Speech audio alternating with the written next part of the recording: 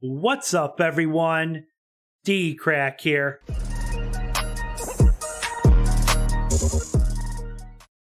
So guys, sit back, get comfortable, go grab a snack, get some popcorn, grab a drink. This is going to be a long reaction, guys. The McJuggerNuggets and KidBehindACamera interview by the channel No Jumper. Guys, like always, I'll have a link to the original video down below.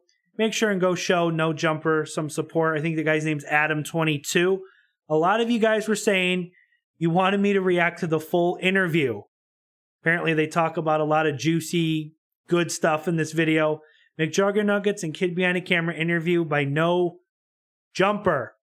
So guys, we're going to go ahead and check it out right now. Like I said, it's an hour and 54 minutes. So sit back, guys, get comfortable. And I guess let's go ahead and start the video.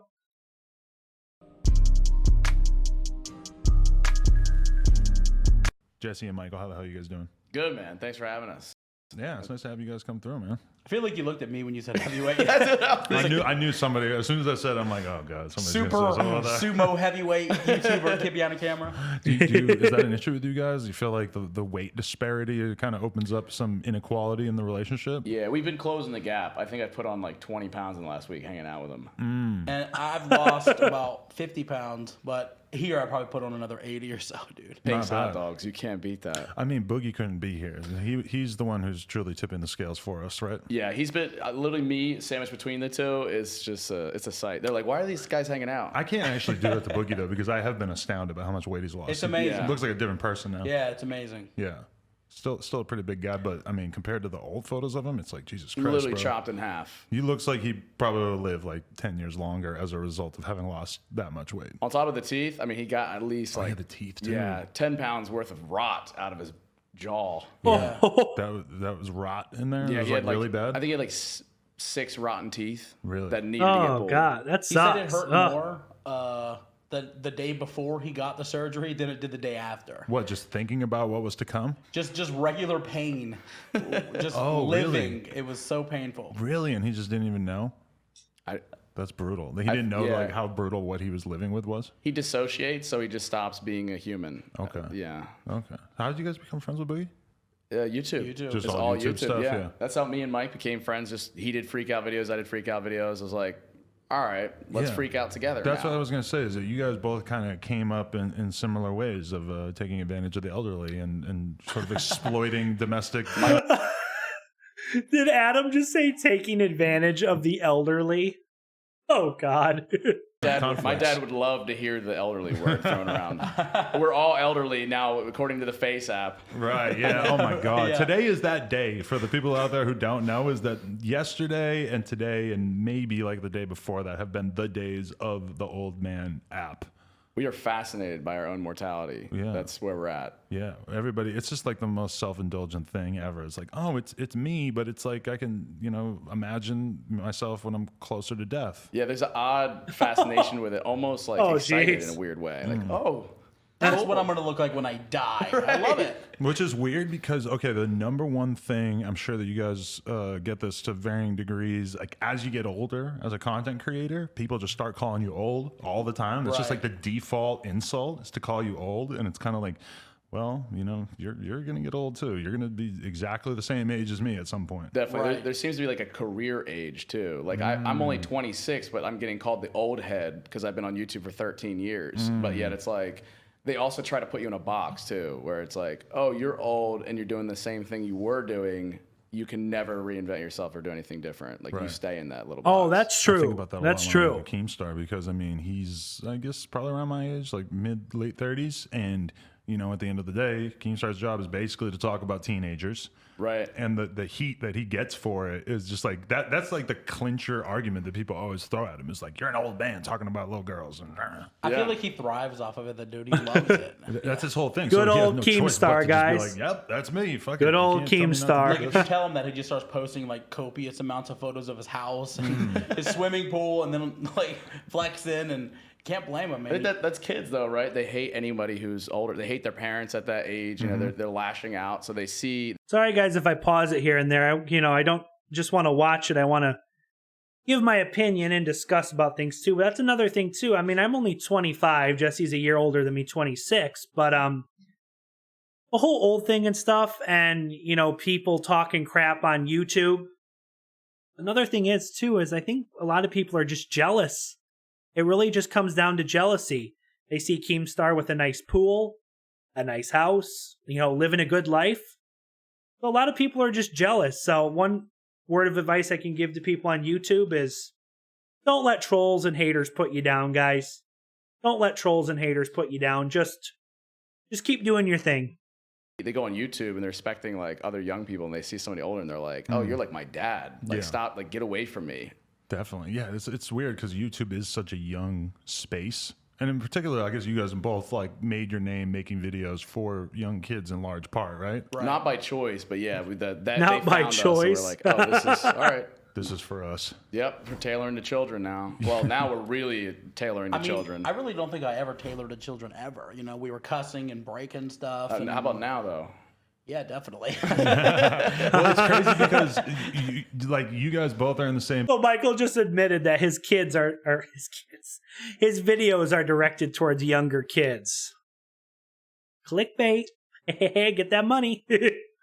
Position, and I guess myself for to a certain extent as well, is that we all were helped by the algorithm, and none of our shit would be treated well by the algorithm these days. We would, in retrospect. Yeah, what we do, you'd never be able to get 1 million subscribers for now. Right. You know, it's maybe on another platform, not on YouTube. Or like, you know, you look at Nelk Boys; they're doing real well for themselves, and they're like doing a lot of drinking and stuff. But I don't think the algorithm's really helping them that much. I think that FaZe is helping them. I mean, and their stuff is just popular enough that it's kind of spreading by word of mouth. But I don't think that there's like, you know, millions of kids out there who are subscribing to Nelk Boys because it's getting shoved down their throat by the algorithm. Yo, shout out to Nelk Boys. A few years early. I like Nelk. So, they'd be 10 million subscribers by now. I feel like Susan Wojcicki is just hovering over the cancel button, just waiting for the right time to hit it on him. Waiting for a nip slip. Yeah. You're out of here. Guys, that's how I feel on YouTube. You know, I do reactions and stuff like that, and I get scared, guys. I've been doing YouTube for 3 years, you know, and I have over 31,000 subscribers, and I'm very thankful. But it's like I don't want to just wake up one day and all of a sudden, like, hey, we're gonna delete your channel. All the hard work, and it's just gone, Because they have to be getting demonetized and suppressed. I mean, like FaZe Banks was telling me and stuff, like they don't make any money from AdSense, which I'm sure is actually, they probably make a lot of money, but not in comparison to like what anyone who's making clean content makes. Well, it's pretty amazing actually. We can't say any names, but we saw some accounts at the YouTube parties over the VidCon weekend, and we saw a channel with over 250 million views a month. Made $4,000 in ad revenue. No. It's absurd. Yeah. Wow. It should not be that way. That all of a Only sudden makes me feel better $4,000? about my situation. Oh my It definitely had god. that effect on us. We're like, oh, Boogie, shut up. Boogie was like, that's less than I make.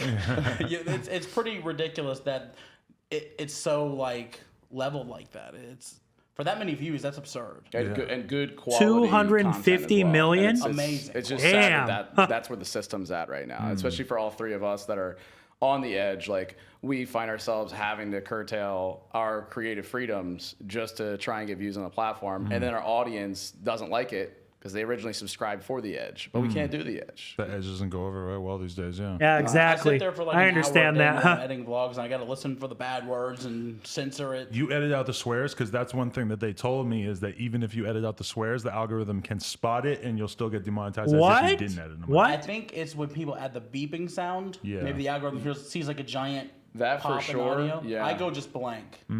Yeah, and it, depending on how you cut it, like if you can still hear a little f or a little k, Yeah, 'cause it'll be like, oh, for a that's- while I was hearing YouTubers do it and it would be like, like Yeah. it was Right. really close to, it's like shit. I'm like, Yeah. that is basically shit. Even though you blanked out He's the eye gotten a so little good bit. at it that Oh, he does God. it in his regular life now with just his voice. Yeah, what Yeah. the f That's what I say now. Really? It's terrible. That's amazing. We're that demonetized that we're doing it in life. Our real life is suppressed. I think about it too, because I'm so used to, like, especially in the beginning of a video, trying not to swear, that then whenever I'm on camera, I find myself gravitating towards not swearing, which is very strange because I swear a lot in real life. But then it also makes me think about, like, what am I losing by removing the swearing from my life? Like, you know, it potentially can make me more money in the YouTube thing, which it doesn't from my experience. Well, one thing about that, in my opinion, is they don't like the cussing and swearing, but it's like you're almost having to take. It's like you almost have to be fake in a way. You know what I mean? Like you almost have to be fake in a way because you're not talking and saying what you really want to say. You have to censor yourself on YouTube. So it's like you're not being your true self. It's like people aren't seeing the real you on YouTube because you have to censor what you do and what you say. Well, I agree with them. It's really sad. It doesn't really seem like it makes a big of a difference, but you know, it's like it kind of just makes you think like, shit, maybe I won't swear. But I mean, God, are we really like changing our whole behavior just to fucking fit this algorithm? Like, just to make some money and thing I can imagine. I 100% agree, because I curse pretty regularly, and I feel like it's disingenuous to not curse. Yeah, so exactly. Like that's what Jesse said. We're telling jokes or whatever, trying to have some comedic reality. It just feels awkward because we're way too self-aware now. We're questioning every single thing we say, and then also how we tag and title videos too. It's become so much overthought, and we're not focused on literally the art of it or, you know, the genuine nature. Definitely. Yeah, I think about that a lot with shit, what was I gonna say? I already forgot. You censored yourself. I censored myself. Yeah. There it goes. It's gotten to the point where if I watch like a vlog from like 2014 and I'm cussing so much, I'm like, what? Why would I do that? How was that possible? Yeah. Yeah. You go to the early days and we could do it. You know what I mean? It does make sense, because when you do go back and you just hear us talking like sailors, and you're like, how were we able to? It's crazy to think that you guys were blowing up during like the age of Leafy. Yeah. Leafy was being treated well by the Leafy? algorithm, and that's just basically like a full-on harassment channel. Right. I used to think it was crazy when, remember the super racist girl? Yes. Remember when she got deleted? I thought that was kind of crazy because I was like, well, you know, it's like freedom of speech, blah, blah, blah. That argument doesn't even, like, it's impossible to even imagine making that argument of like, well, you know, this girl, she should have her own channel even if she's racist, because, you know, like, because that was a very common argument early on in the internet, was like, I remember Facebook was going hard with protecting the Holocaust denier groups, because they were like, we don't want to fucking censor speech, even if it's abhorrent speech. Right. It's a hard line to walk of, freedom of speech and then just sheer venomous hate. Like, that's why I think they're having so much struggles in tweaking this algorithm, this machine learning, to be like, okay, where do we draw the line? And the key is context, but it's hard to teach a robot context because every situation's so unique. Yeah. The politics channels have gotten totally screwed on all of this. Oh, yeah. You know, the recommendation is like the main thing that can help you out on YouTube. And they've kind of realized like, oh, we don't want to recommend anything political, because they've been accused so many times of this sort of radicalization process where it's like you're watching some whatever conservative commentator, and then all of a sudden they got you fucking hearing all kinds of crazy stuff about different religions, whatever kind of, you know, you start off like center right and then all of a sudden you're far right. Yeah. That's what they're really trying to avoid, I guess. These platforms have scaled so much that I think they just feel so much social responsibility now, to where they're starting to go a little heavy-handed with censorship now. And it reminds me of like YouTube as well, in regards to like going heavy-handed with advertisers and worrying about the advertisers and less about the creative or the creators. So it's starting to get tipped in an awkward direction of more like, how do we get more audience, like broad audience, and not focused audience? Right. Like me, when I go onto my TV at night and I go to watch YouTube, it's like the other options along that bottom bar are like HBO, Hulu, Netflix, whatever. And it's just like a weird thing to think that all of these different categories are like, you know, made in studios by professional, you know, teams, etc. And then you go over to YouTube and it could be literally anyone making this content, and it succeeds or lives on the merits of its own content. And it's like, granted, a lot of the stuff on Netflix or HBO, like maybe even the majority of it, wouldn't be able to be monetized on YouTube or even be allowed to be on their period. That is crazy. There's a lot of TV shows that wouldn't be monetized or make any money according to YouTube's policy. But these TV shows are huge, making tons of money, and YouTube still like recommends them, but it's against YouTube policy. Like, what the hell? Like Game of Thrones. Right. Game of Thrones has tons of blood and violence and stuff. Like any episode of Game of Thrones on average would be removed from YouTube for gratuitous violence. But that's the problem, is like if HBO uploaded it, it would survive on YouTube and thrive because Exactly, of the yeah. advertising dollars that HBO will bring to YouTube. Yeah, when I uploaded, I did a 24-episode, like, highly produced series in 2018 called My Virtual Escape, and it was like a Breaking Bad of YouTube. There was drugs, there was violence, blood. Like, we literally crushed somebody's head in a scene.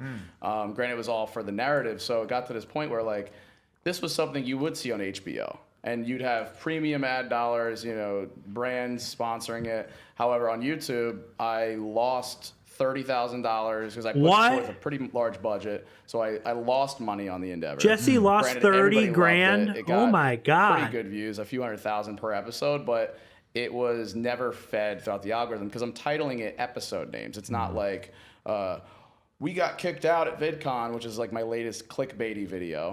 Sure, it was called Judgment Day. You know, it's called episode titles. So that does not get fed in the search algorithm. So I'm like, wait, isn't your system supposed to be like about entertainment and content? And my show is not getting recognized. And if anything, it's getting demonetized, suppressed, and some of the episodes even age restricted. But it's a show. What the hell?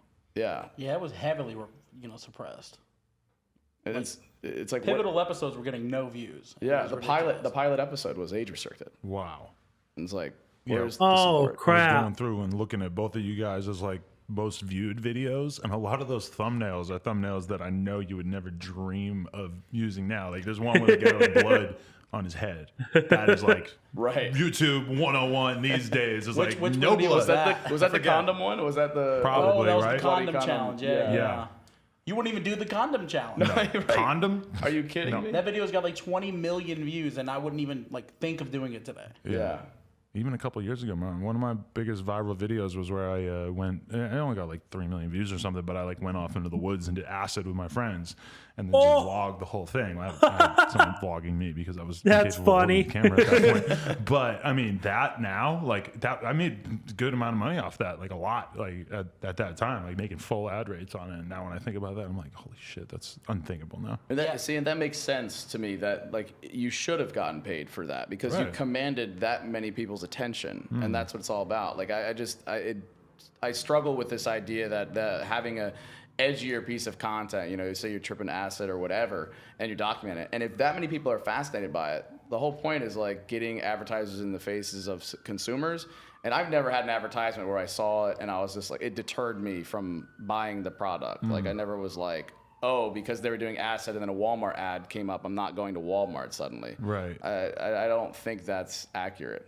I mean, a couple Exactly, of years ago, I did a Jesse. video where, I bought a gun and I take it to a gun range and I shoot it. And I was like, I'm not even going to try to upload it to YouTube. He has an application called Storyfire. Right. I uploaded it to that because I'm not even going to try to upload it to YouTube because I know what's going to happen to it. It's not going to make it at all. And It's going to hurt the channel. Yeah, that lines up with like the alt-right stuff where like, you know, YouTube's in a way trying to push their own political agenda, being like, no guns, please. Yeah, that's scary. That it could be something that's legal. You bought it legally. You're using it in a safe way. But YouTube has decided that this is how society should be shaped. And they're going to be able to actually like sort of... Guys, that's another thing too. You know? YouTube should be for everyone unless it's extremely messed up or violent or racist or, you know, something that's just completely over the top wrong.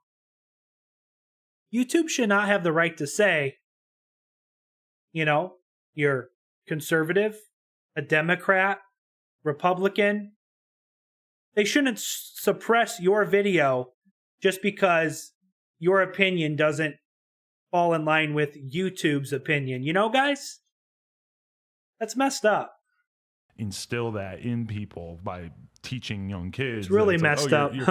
Because okay, let's talk about in the video game world. I was watching a video about this recently. It's like the biggest games that have popped off in the last like 10 years of gaming have been heavily supported by YouTube communities, and they haven't really included any kind of gratuitous violence. Minecraft and Fortnite. And then you have a game that comes out like Mortal Kombat 11.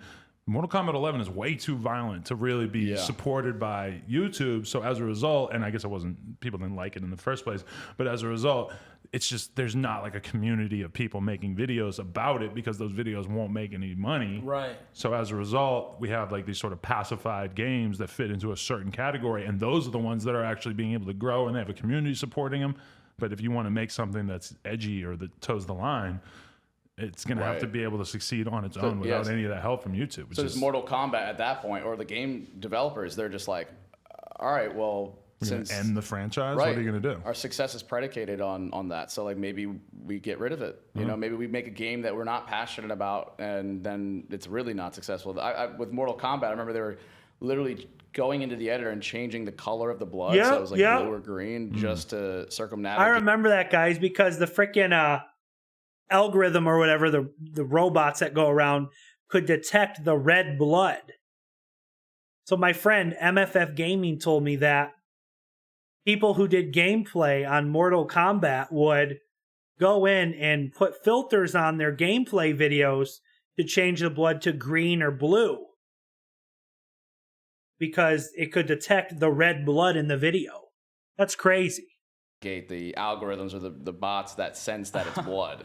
Which is hilarious, because I remember when I first got Mortal Kombat as a kid, I had a Super Nintendo, and on Super Nintendo, the blood was gray, and on Sega Genesis, it was red, and that was like a big thing that, like, you know, and it was just because Sega Genesis had more of an adult audience, and Nintendo was a lot stricter with the stuff that they would allow on their platform.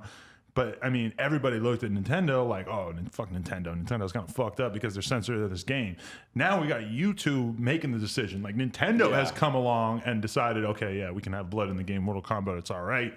But then now we have the tech monopolies deciding this shit for us. That's the ridiculous, man. I don't think people fully realize where we're at in society, that like these tech companies are going to play a very large role once we start getting deeper into artificial intelligence and automation of things. It's going to be scary. But like the thing that's really interesting to me is like when you're talking about mainstream, like you're going onto YouTube Recommended, you see the late night shows, you see all these networks, you see these studio productions, these music videos, Vivo music videos that just seem to be trending all the time because the labels have a deal with YouTube. Cardi B, entire boobs out. Like she had like paint or something over her nipples, but like her entire video, that's breasts are out. Yep. Right. If you showed that in any normal person's video, you are done. Yeah. We could upload the same music video and get It's because YouTube, Michael's friend PFE is a rapper, and he was, I know like a week ago, he was upset because he got demonetized on one of his music videos.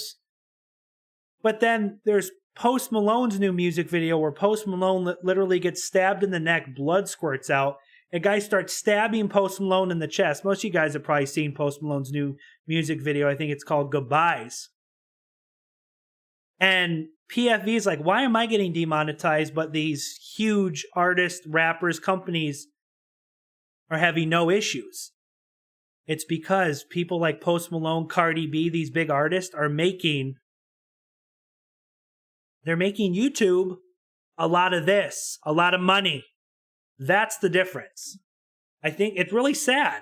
I think it really all comes down to money. Get suppressed and demonetized while it survives on the other channel. Yeah. You know? Insane. It's starting to get tipped in this favor of like the sharks just got set out into the pond of minnows right now. And if you look at like the top 500 YouTube channels, I mean, it's definitely a telltale sign when PewDiePie, the first, the biggest YouTuber, independent creator, gets dethroned by a channel in India. Like the implications of that are YouTube's scaling so much that like they don't care about the independent creators anymore. They care about their corporate. They care about the bottom line. They care about the numbers in both sides, financially and user base. So like they're getting all of India online. They're funneling them over to T-Series, and then they're just worrying about taking it to Netflix, taking it to the cable networks, and getting all these older generations, as well as I think they want to get rid of the edge because they want to appeal to as many audiences as possible. And the best way to do that is by being as family friendly as possible, which leaves all of us in a very precarious situation. Was everything all good for you up until the adpocalypse?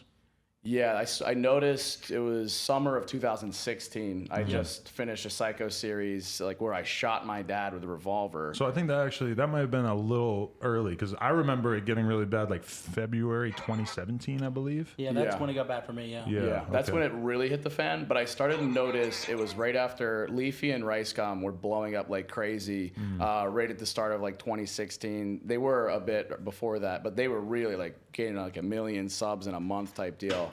And then all of a sudden, it was right around August, September 2016. It was almost like a little switch got flipped, and it was like just a subtle change. Oh man, yeah. And then it wasn't until Adpocalypse where it really hit. Like earnings dropped 90%, and they were like, they really went backwards, and were like, okay, we need to just bend our knee to the advertisers. We're sorry, creators. What was that like for you in terms of what you had sort of laid out for yourself? Because I remember at that time I was totally happy with the amount of money I was making from YouTube. I was like, I'm gonna just keep making vlogs, doing interviews. I wasn't thinking about having to do merch or doing which in a lot of ways is good, because it's like, well, shit, I fucking diversified like crazy and figured out a lot of stuff that I probably wouldn't have figured out.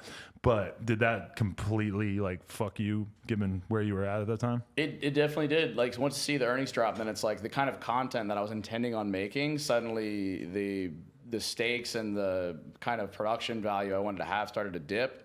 And then through that restriction, like Boogie and I were talking about, like the quote that restriction breeds creativity. It was kind of through that trauma of potentially losing our audience and our views and our money, was like, let's build an alternative platform, which is Storyfire. So we've been at that for 2 years now. But yeah, I was starting to upload less, starting to be like, maybe this isn't going to work out. And this is somebody with a few million subscribers, just like. No, but I mean, you were one of the biggest channels at that moment. Like, you were nonstop. Everybody was. It's actually easy to understand that you got targeted early because of the fact that you were so huge at that moment, and with like a pretty young audience. I can imagine there would be like extra scrutiny on you. Yeah, yeah. I think it really did come off the backs of a few different creators. I mean, like me shooting my dad, and then like almost hanging myself in Switzerland. Psycho at the Dad. end of the Psycho series, and being portrayed as real really raised some flags for them. And I also, like with Leafy and Rice Gum, they saw like these bullying things, and they were like, yo, this is like our system's recommending this to people. Like we need to step in. And when that step in came, it was like, all right, maybe we can't shoot our dad anymore. And for me, I was giving my dad half the money we were making, you know? So every month I was splitting what it was. And before, you know, people don't realize how far it dropped. Like it went from over 100. I didn't realize that, guys. Wow. Every month from the videos, Michael would give his dad, Angry Grandpa, half the money. That's pretty awesome. I mean, Grandpa was a huge part of the videos, so wow.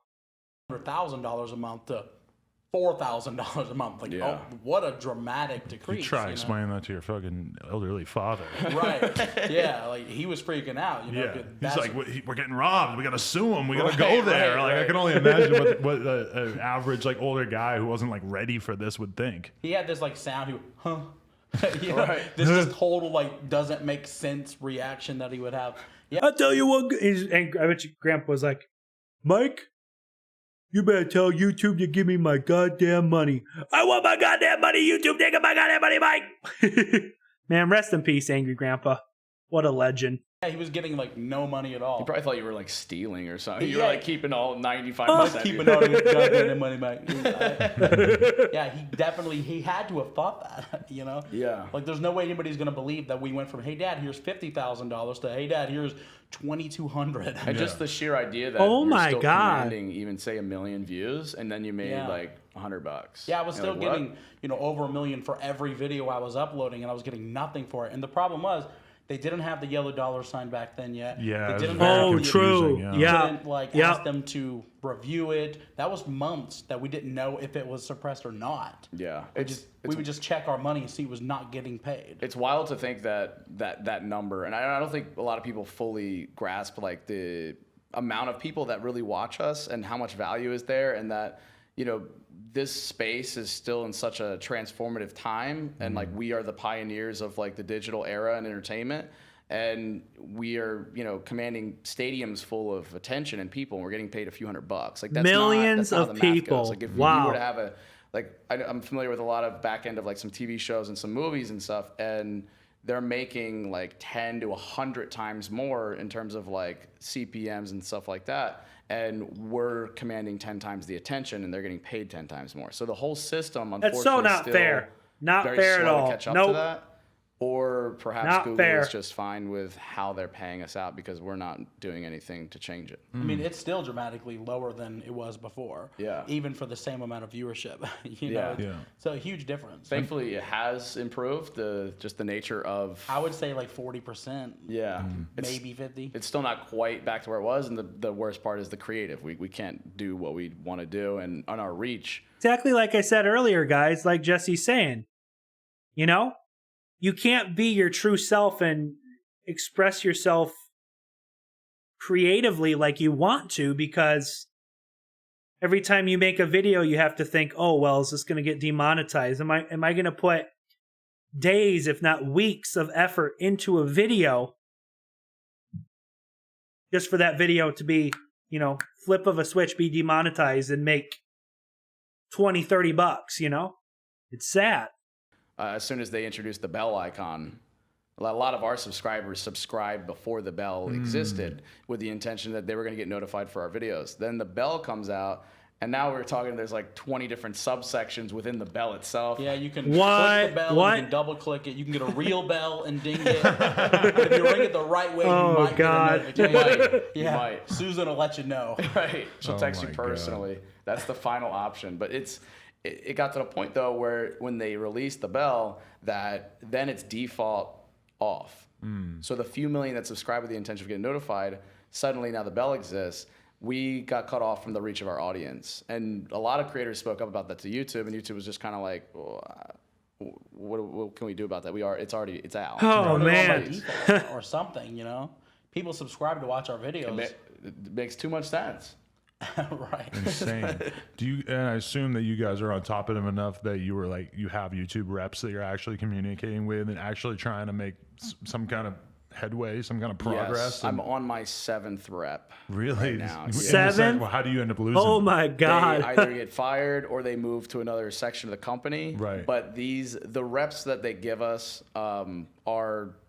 feel like glorified interns, because YouTube is such a cluster of different, like 20 different sections, and no one person knows the algorithm. No one person fully even knows what's going on in the company. It's just, you got like so many. It's like it really is a Titanic. And the people that we talk to, they don't fully know. Like there's been times where they say that like if you get demonetized, you won't get suppressed. And then I have another rep that confirms it after I question them around like 10 What? different, like I've recorded conversations with YouTube because I was kind of building a case. Guys, I'm glad I'm watching this because they're talking about a lot of stuff that I'm curious about, demonetization and views and all that, you know? I'm coming up on 10 million.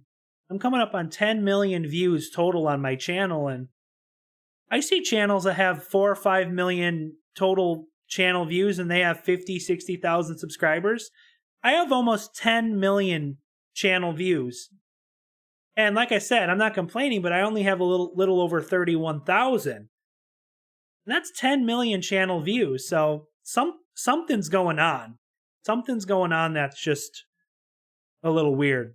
Against them, or more of an expose kind of thing. That will not be monetized. Of course, yeah, right. Exactly. No.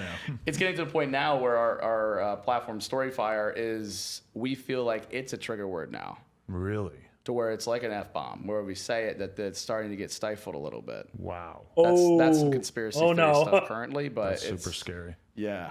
Holy shit. Yeah, like I lost my thought. It's my mind's wiped right now, dude. No, yeah, I keep having that too because I'm like just getting back into the podcast thing. No, that's good. What was the idea of the Storyfire thing though? Were you like, I need to create a new platform that will actually be able to do this? But I mean, it seems like kind of a audacious goal to go up against the tech giants. Definitely. What was the idea? Yeah, it had an organic come about. We had made a movie after the end of the Psycho series. We partnered with Studio 71. They assigned me this director, Brian Spitz, and we made the movie. It was like a documentary showing how we pulled off the Psycho series. We sold that to Verizon, and then me and Brian became friends through the process.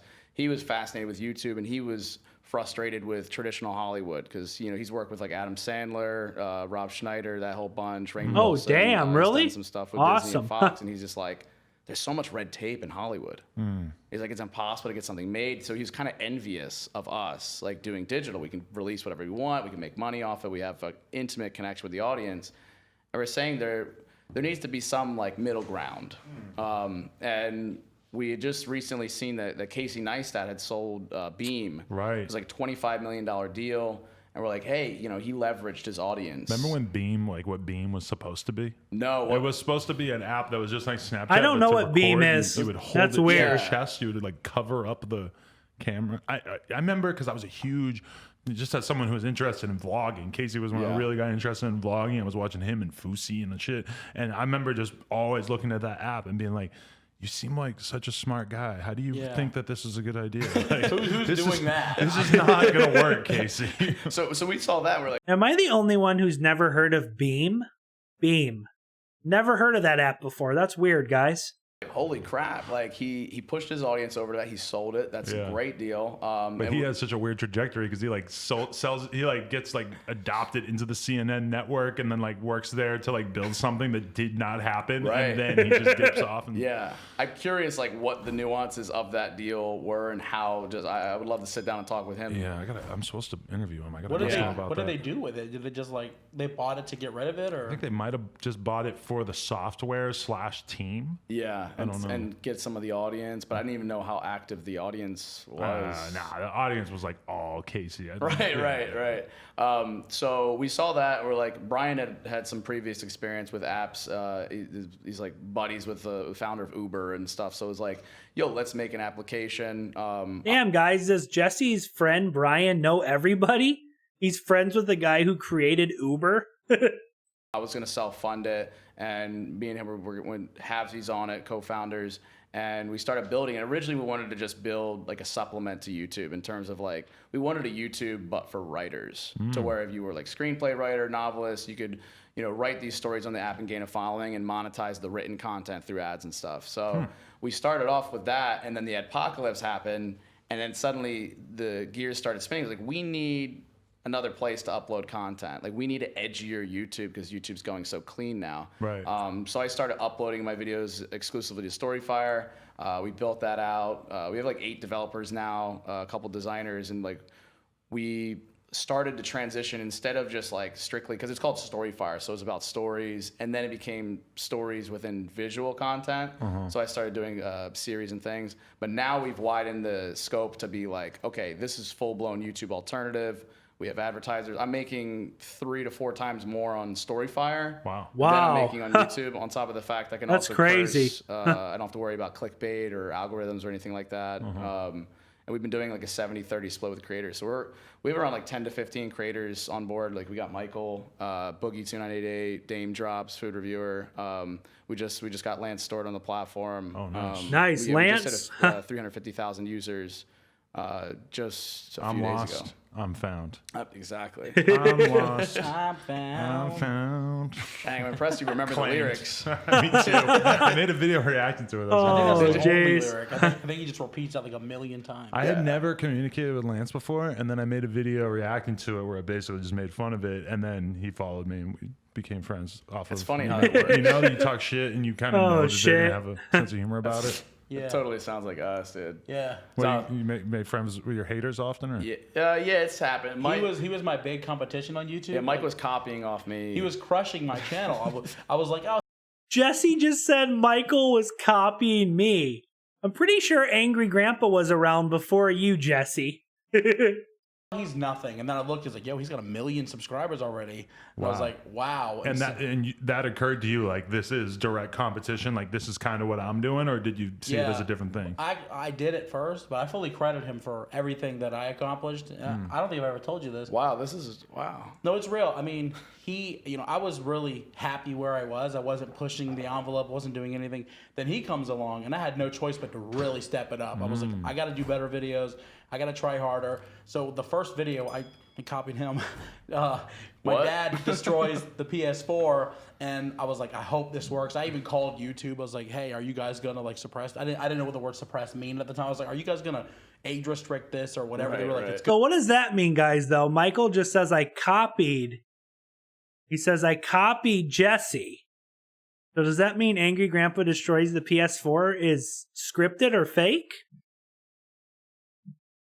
Who knows? Maybe we'll get into that in this video, guys. good to go. 20 million, 30 million views later, I'm like, this kid knows what he's talking about. Did you thank me after that? Is this you thanking me now? Yeah, a couple years later. Thanks, Jess. You bought my house, man. You get me. I get some percentage? No. Yes. No. I'm doing you a favor with Storyfire, okay? Oh, yeah, that's And what it's a favor, Mike? Well, I did make double on Storyfire as well. true. So Really? Yeah, what you got 100,000 views and what was it, 1,800? yeah, it was over $2,000 on like half the views. Wow. Like right now, I'll get like Damn. $400 or $500 for a video that hits 300,000 views, and on his platform, over $2,000 on under like 80,000. Wow. Like, Wow. that's a pretty good check. Wait, but so how do you get the advertisers, and how do you get the advertisers to be on board with the kind of content that YouTube believes that their advertisers don't want to have anything to do with? Yeah, so we work with a few third-party ad publishers, and they're all okay with edgier content because it's mostly like mobile games, mobile apps that are advertised on a platform. Okay. And it's actually been very surprising and almost enlightening in a weird way that the CPMs have been that good on that. Right. Because it starts to beg the question, then what's going on with YouTube? Why is this a problem? You know, because Susan's been well aware. Like I've talked with the Fine Brothers a lot recently, and you know, there's and DKRACK too. There's been a lot of creators that have been, you know, in YouTube's ear saying, hey, like there's a lot of people that make content that's a little edgier that, you know, by all accounts should be getting compensated fairly. We should have edgier advertisers. Where's the Trojans or the Miller Lights or, you know, whatever, or Raw, you know, where are these brands, these companies that are advertising on YouTube? Why not we just have a set of those that are then allotted towards the edgier channels? And they've been aware of this for a year, 2 years, and I know they can make these changes, but for whatever reason, it's just not happening. So I don't know. That's unfortunate. It's $1 billion company. What's the problem here? Yeah, it doesn't make a lot of sense to me. I don't know. Yeah. You would think you would take care of the creators that are like doing what they're doing, bringing in all these views, but I guess there's so many now they don't care really. You know? Right. Did you guys catch when we filmed Susan without her consent and made her extremely upset? Yeah. Oh, that was you guys. Yes. Wait, Did she get what? upset about that? Did she respond? What? Oh, I God. didn't hear from her, but I know that YouTube blew up on Juice WRLD's team. Like YouTube were so, like, whenever I see certain people on Juice WRLD's team, they're still kind of mad at me about that because she was just having like a one-on-one conversation with Juice WRLD and apparently didn't realize that my filmer was just standing right there filming her, and she's just having like that awkward conversation. Oh, of like, God. How many subscribers do you have? We're gonna get that number up, which is like it doesn't mean anything. Like she's not gonna do shit. He has Get plenty my of numbers subscribers. up, Susan. Okay? Right. But Yeah, she's like mad at you, dude. She's like They're like talking crap on Susan. This is so funny. like Adam. yeah. I believe I'm it. watching you. Yes. I believe it 100% though. I think she was being literal. Because like I've had a lot of fans reach out and because like now that we know we're a part of Storyfire and like we're building up again. And like I don't want to say against YouTube because like we love YouTube. We're born and bred on that. absolutely. It's scaled to a point and I understand the decisions they're making. It's just no longer the place for our kind of content, or it just doesn't make sense for us. But with what she was saying there, I noticed fans reach out to creators that are edged out. Fans reach out to me. They tell me everything. They're like spies, and they shared me that video specifically. And then they're also showing their phone, showing notifications that they get from, say, Will Smith or, say, Jablinski Games, Jack Black's channel. They get post notifications sent to their phone. They're not even subscribed. Wow. What? So this is something that like I think where Susan's can, or not Susan just personally, but like YouTube themselves, they make these deals with whether it's mainstream celebrities or in that situation, rappers or musical artists or companies, and they're like, hey, CNN, we can get you on the main page. You give us $10 million and, you know, we'll feed you, we'll give you your audience, and we'll help build your channel. And it doesn't even necessarily have to be the $10 million because that's just what YouTube wants. YouTube Right. And I noticed like the other day, It's I about watched some money. political video. It's and then about it money. recommended like Damn. a Fox News video and like a CNN video. And now I notice that when I go to my homepage, I'm seeing way more recommendations for CNN and Fox News than I am for these independent like political commentators. But I mean, in terms of making advertisers happy, that's what YouTube wants. They want you to go to the platform and they want you to feel like you're surrounded by all these well-produced, well-trusted voices, Right. and not, you know, people like us who are sketchy in various ways. I saw the other day somebody wrote Team YouTube on Twitter about getting notifications from channels they're not subscribed to, and they responded. They said, "Oh well, sometimes we deliver notifications to channels that we think you'll like." And it's like, well, I think they'll like the channels they subscribe to. Right. Deliver our notifications that they want to see, not somebody else. And you know what's the really unfortunate thing with all of this is that if this shit started happening, I guess YouTube really started monetizing like 2009, 2010 or whatever. If this stuff back in 2010, there were still plenty of like legitimate competitors for YouTube that you couldn't really monetize on so good. But, you had MySpace, you had Vimeo, you had a bunch of different platforms that seemed like they could be potential YouTube competitors. All of this stuff is really just happening now when there are no more competitors and there's nowhere to go. And you even look at it makes me wonder, like, why isn't Twitch, like, why doesn't Amazon just come for that YouTube throne? Why is there nobody else With doing all the money Amazon has, they could really do something. Right, but I think part of it is that they just really don't want all the bullshit that YouTube has to deal with. Yeah, and I think that's part of it. They see YouTube in the press like every other day about like, oh, so and so, killed themselves on the platform or chopped somebody's head off, or. And that's why on Storyfire we've always thought of curating the content. So more of a middle ground between YouTube and Netflix, because unfortunately YouTube can't go backwards and suddenly like cut off the uploadability. People would freak out, go crazy, whatever. That's the nature of the whole platform, Yeah, like I like that. I like that you can do that, but at that point your quality content is then with Jimmy picking his boogers or somebody just like with their tits out, and that's content. So it's like. We curate it, so we have a team that like vets the content. You pitch us and we green light it. So that's how we've done things. Or else, you got billions of hours of content on a platform, and like you're always gonna have problems. And I think then think of all the hosting, like all the servers and databases that you need like to sustain that level of traffic. I think all these companies are like, no, thank you. And they've scaled so much, it's just crazy. But the key to kind of drive a wedge into it is just the creators, the users. We hold all the leverage. Like we have the keys to our audience until we get suppressed or they eliminate that reach. But for while we have our reach, while we hold the leverage, we all need to unionize as the creators and band together and be a part of a platform. And that's what we've been doing with Storyfire. We've actually been giving parts of the company to different creators, so that way we are the ones that have built YouTube, right? And we need to actually control the platform, because who better to run a creative platform than creators, not business people. I got to get on the app. I got to check this out. It sounds great, honestly. No, we'd love to have you on it. We got iOS, Android. We got our web just came out. We actually just released a few days ago Twitter. We programmed Twitter in the last few months, and the value add here is you can actually. I've always had a problem with Twitter. I use Twitter like a mother effer. Like, it's crazy. I spent 60% of my phone time on Twitter. That's how we engage with our fans. Why it doesn't exist organically on YouTube, we don't know, because that's where our fans are. So you can actually tweet and earn money on your tweet. Really? And that's kind of the game changer, where it's like if Mike says something really funny, posts a picture or just a really insightful tweet, I can tip him money and he can get paid for the value that he's providing. Right. And you know what the crazy thing is that as a platform, like I look at Gab. I've always been interested in Gab and what they were trying to pull off.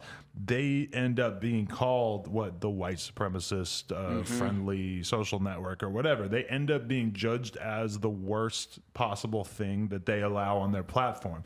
YouTube wouldn't allow the white supremacist shit. Gab does allow it. Boom, Gab's a white supremacist network. And that's the kind of thing that if you're Amazon or any company that wanted to come in and do more of a free speech oriented company, they end up sort of getting dragged into that. Like in terms of like edgy content, your shit is the only thing that's keeping that from happening is it just not really being big enough. Because the bigger it gets and the more like, if all of a sudden people were to start wanting to do like really edgy, controversial, like political stuff, that's the tag they're going to throw on you, Yep. That's scary. Yeah, it's intense. It's definitely use the word audacious. It's a bold move to try and even do this with YouTube. But for me, it personally feels like there's no other choice, because it's been sucking at my soul to make the content that I've been making just in pursuit of more ad dollars or to get fed in their algorithm, when it doesn't feel genuine to my kind of content I want to be creating.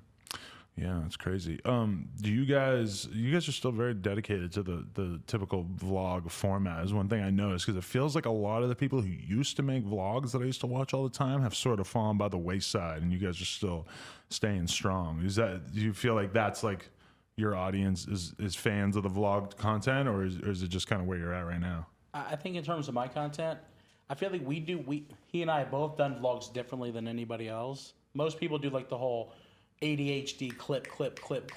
I'm at Burger King. I'm at the movies. I'm at the store. Us, it's our lives. You know, somebody comes over and they're mad about this, and we have a 5-minute discussion about what's going on, and they freak out, and we kick them out of the house, and the next scene happens. So it's very narrative driven and I love Kid Behind the Camera vlogs. ADHD style. That's why I react to them. it's a vlog, but it's more of like a show setting in a way, you know. Yeah, because I honestly started to get when I was watching you guys and stuff. I'm like, man, why don't I make videos like this anymore? It was kind of started to come into my head because I always did the vlog thing, and like really. This conversation we're having right now, yeah, it's like there's a set and we're sitting here, and if we were to walk over there, we wouldn't be filming anymore because the camera's set in place. But I mean, if you're a vlogger, it's not so different than a podcast, because it's really like just, you're showing stuff happening, but in you guys' stuff in particular, there's a lot of just conversation, a lot of just hanging out. I imagine that a lot of people who are watching your stuff, it's sort of, they're not like 100% staring at the screen the whole time. There's more just like, it's kind of like ambient type comforting vibe. Yeah, it's comforting to a lot of people. A lot of people don't have like a really strong friend group. A lot of people don't have people like that they are actually watching vlogs because it makes them feel like they're connecting with someone. And I'll say, you would make a great vlogging channel, the life that you live. 100%. All of us guys watch and envy the life that you live on Twitter. I feel like you would do a great channel. It won't survive on YouTube, but it will on Storyfire. That's true.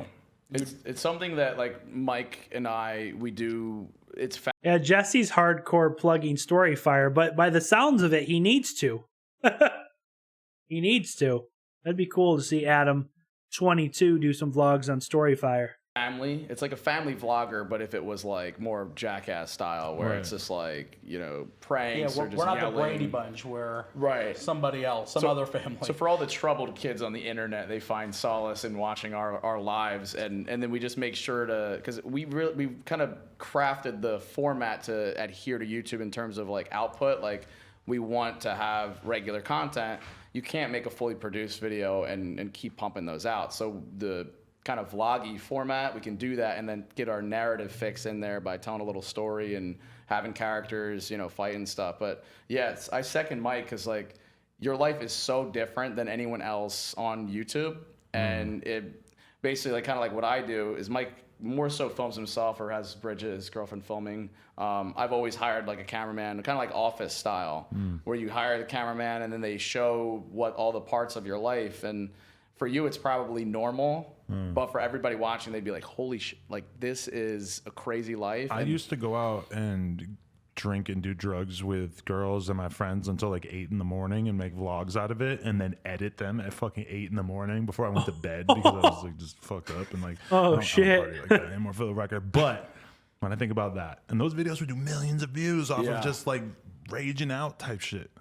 That's a lifestyle that these kids have no idea. They shouldn't either. I remember there were vlogs that got demonetized because there would be like one clip that I forgot to edit it out where you could see like a tray of cocaine being passed around. No, we're making YouTube. Relax. Right. Yeah, that in retrospect, I'm just like, Jesus Christ, I can't believe I actually made money off that shit for a while. Yeah, it's interesting, but it's also like I said, if people are watching, if people are interested. That's it. If it was on Vice, right? Whatever, it's a tray of cocaine. We're making a video about partying cocaine. It is what it is. It's funny you say that because that's exactly the vibe I was getting when I was thinking of a Adam 22 vlog. It's like a Vice kind of real gritty like thing. I think it would do really well. Yeah, it'd be interesting. I loved daily vlogging, but the podcast is the problem with it. Like 6 hours of my day has been sitting right here.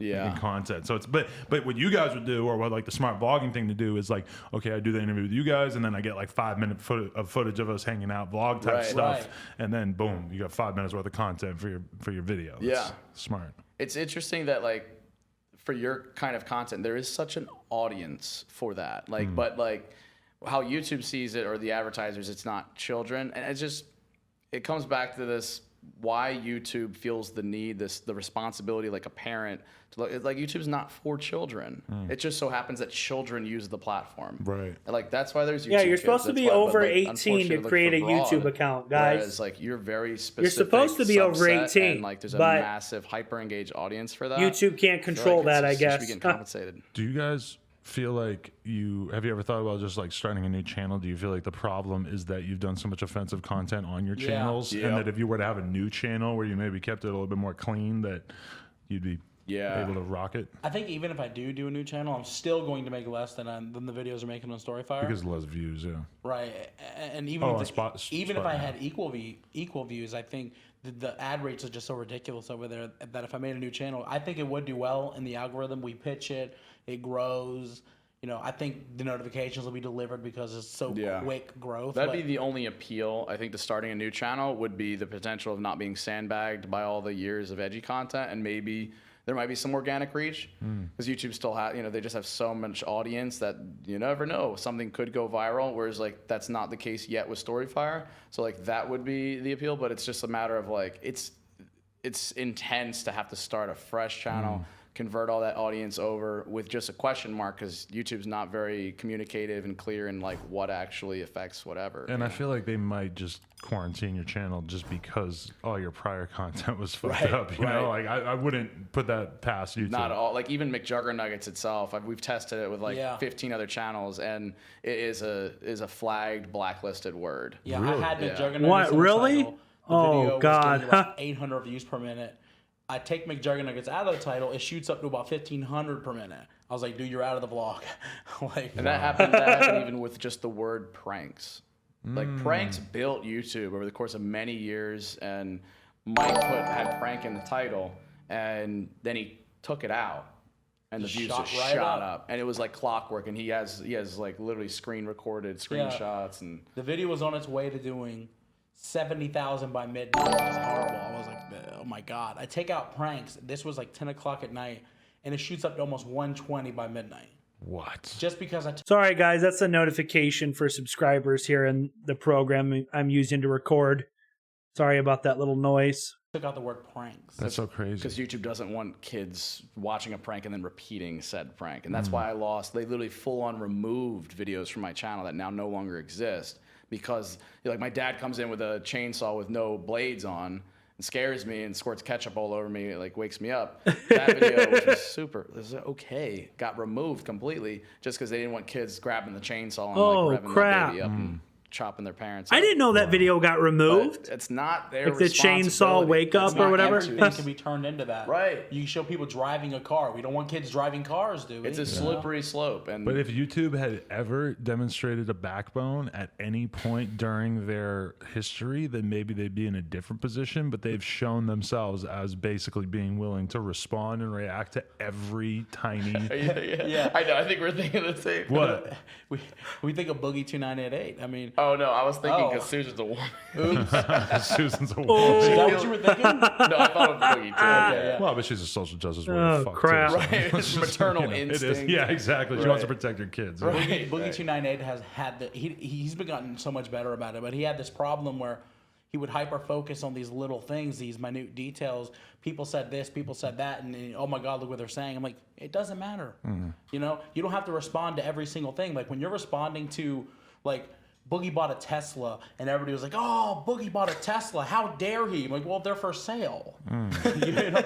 Yeah. Everybody can buy a Tesla if you can afford it. So I don't know why it was even a controversy. You know, he said a joke. You know, donate me money so I can buy a Tesla. But he already bought the Tesla. Right. It was being delivered like the next day. I mean, but I think you hit it as like backbone. I think we just see less and less of people staying true to themselves, and everyone's just like kind of putting up this facade of the social justice warrior. I mean, the political landscape and just everybody's perception on like what's offensive has just gotten so ridiculous on social media. Back when Dad was alive, I used to tell him like, we're not talking politics at all because you're going to offend somebody. Like, I don't want to know who you're voting for. I don't want to say it. Exactly. I don't want to talk about it. I never talk about politics on my channel, guys, because it always offends somebody, it seems like. There's always somebody who's going to disagree with you and get offended. Yeah, I've kind of accepted my own fate in a sense that I have to talk about politics. I have to talk about controversial shit. That's just what it is. But that, yeah, I mean, I remember reading one time somebody saying that Kanye gave them that advice. And this is way before Kanye ever did any of his recent antics. But Kanye told this dude, he said, just don't ever talk about politics. And then look what happened when Kanye started talking about politics. Talked about it once, and now I mean, he just has completely kind of like imploded his own fucking career. Like, I'm sure Kanye can put out an album tomorrow and do crazy good. The fact that Kanye is able to do so good despite all the shit that he said is a real testament to the amount of goodwill that he's brought like built up over the years.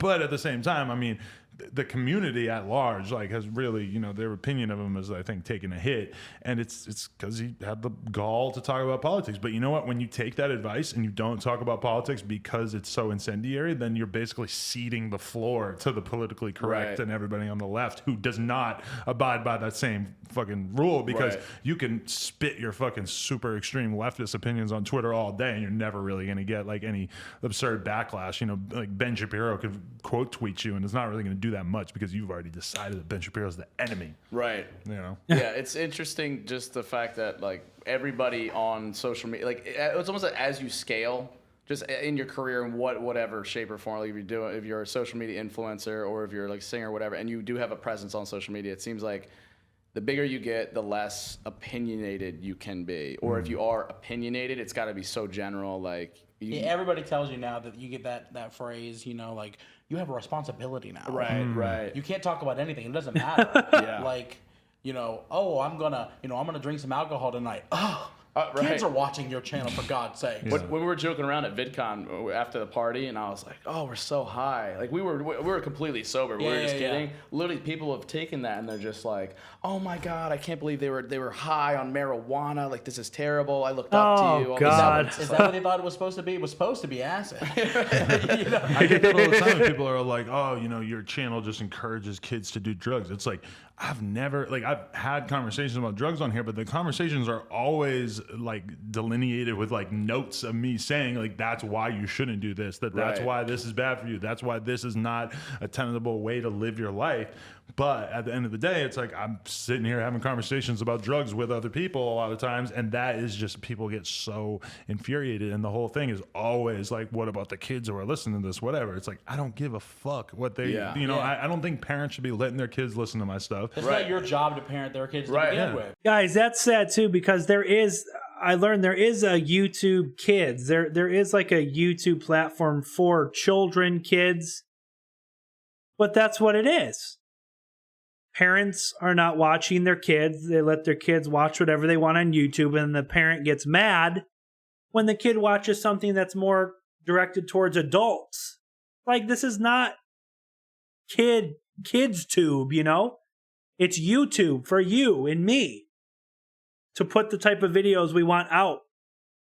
I'm making content for people who can handle hearing about that content. Like, I know that when I was a kid, that my parents, if YouTube had existed, they would have had pretty strict controls over what I was listening to. Definitely. I don't know how it would have worked, but they would have tried. Like, don't tell your kid to, you know, listen to Adam 22. Like, why are you letting them watch to begin with? Yeah. And that also, that's the reality, is that your kid is going to grow up, and your kid is going to drink, your kid's going to do drugs, he's going to have sex, he's probably going to have sex on camera, he's probably going to have a private snap, but you can't do anything about that, and it's okay. Like, it's okay. Like, people will get older and they will do all these things, and it's okay to discuss those things. Not everything needs to be fucking Sesame Street, dude. Yeah, because then when you do get exposed to it later on in life, then you're like, oh, I didn't know about this. My parents, I'm going all, And I've sat here and had conversations with people where I talked about, like, okay, this is what my life was like when I was doing tons of Xanax and when I was drinking and doing coke and blah, blah, blah. And like the fact that I'm willing to sit there and have a conversation and actually describe in detail why it sucked and what I would talk about the good parts of everything. But, you know, for the most part, I'm just describing why it was bad. And I've had so many countless people hit me up just being like, bro, like everybody in my school does pills. Like I heard you have that conversation and you really made me realize that I didn't want to mess around with that stuff. And it's like, okay, good. Like that's exactly like, there's definitely probably kids that heard that same conversation and wanted to do drugs because of it, but that's okay. Like, you know, I'm only here. The best thing I can do is just to be truthful, you know? Right. And that's what we need more of is not the facade or the Disney Channel stuff. It's like, it's in the hands of the viewer. Like they decide how you perceive this. Like if you want to look at what you're doing and say it's bad, that's your own projection. You're projecting onto him. But if you also want to see it as like, oh, well, that's not the life for me. That's his real life. It's like when I shot my dad at the end of the second series, some people were like, wow, you're encouraging kids to grab a gun and shoot their father? No. It's like, no, I'm showing you what not to do. Because God. look at how it affected him. Suddenly he couldn't live with himself. I mean, you can't win anymore. You know Right. what I mean, like my father, there was a period of time within a couple years before he died that he was addicted to pills. Really? And we had to get him off. We had to get him clean. We talked about it. Wow. And people said, "Oh, you're encouraging drug abuse." I'm like, I'm telling you not to do it. Oh. I'm saying How did he even get on those in Man. the first place? it's like the doctors prescribed it, and then when they take them off, they're hooked. And he was, you know, for a period of time when I was giving him like $50,000 a month, you know, end of the month, he's like, "Hey, I need more money."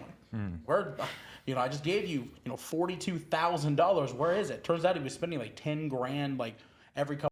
He gave Angry Grandpa $40,000 to $50,000. Holy crap! of weeks on pills. What, oxys and shit? I never found out what he was doing. He just said it with everything, Mike. Whatever I get my damn hands on, you know? Whoa. He was just popping them like candy. Like, I don't know for sure he wasn't doing them until the end. He probably I don't didn't know. Like he Damn. definitely I didn't know that when about he Angry first Grandpa, guys. tried it, Damn. like, how serious it was. Like we were having a conversation with this dude the other day, like 10 plus years ago. It was this famous BMX rider that we were all super cool with and stuff, and he got cancer. We did like a fundraiser type t-shirt thing, whatever, and we like raised a couple $1,000 for him for cancer and stuff. Within like a year or two, this dude is like smoking Percocets under the bridge, because he got What? hooked on the painkillers No. super bad from the cancer. He's still sleeping under the bridge. Like he's still actually like homeless and actually just like a complete. If you That's saw him on sad. the street, I probably wouldn't even recognize him now. I probably, you know, like It's so innocent because you're just like, you're doing what you do. You're just swallowing. You're just swallowing some stuff real quick. And there's like so many vitamins and like pills are supposed to be good for you. and you have a doctor hand it over to you at least a couple times, and then you just feel like, well, shit, why not? no big deal. And then for him to be spending $10,000, there's no way he's taking $10,000 worth of pills. So somebody's ripping him off. Right. You know, one oxy's $200. you No, know? but oxys are like $100 and shit for the really strong ones. Like they Jeez, are so man. expensive on the black market. But you know, and then that's why everybody's on the fentanyl now, is because those pills are so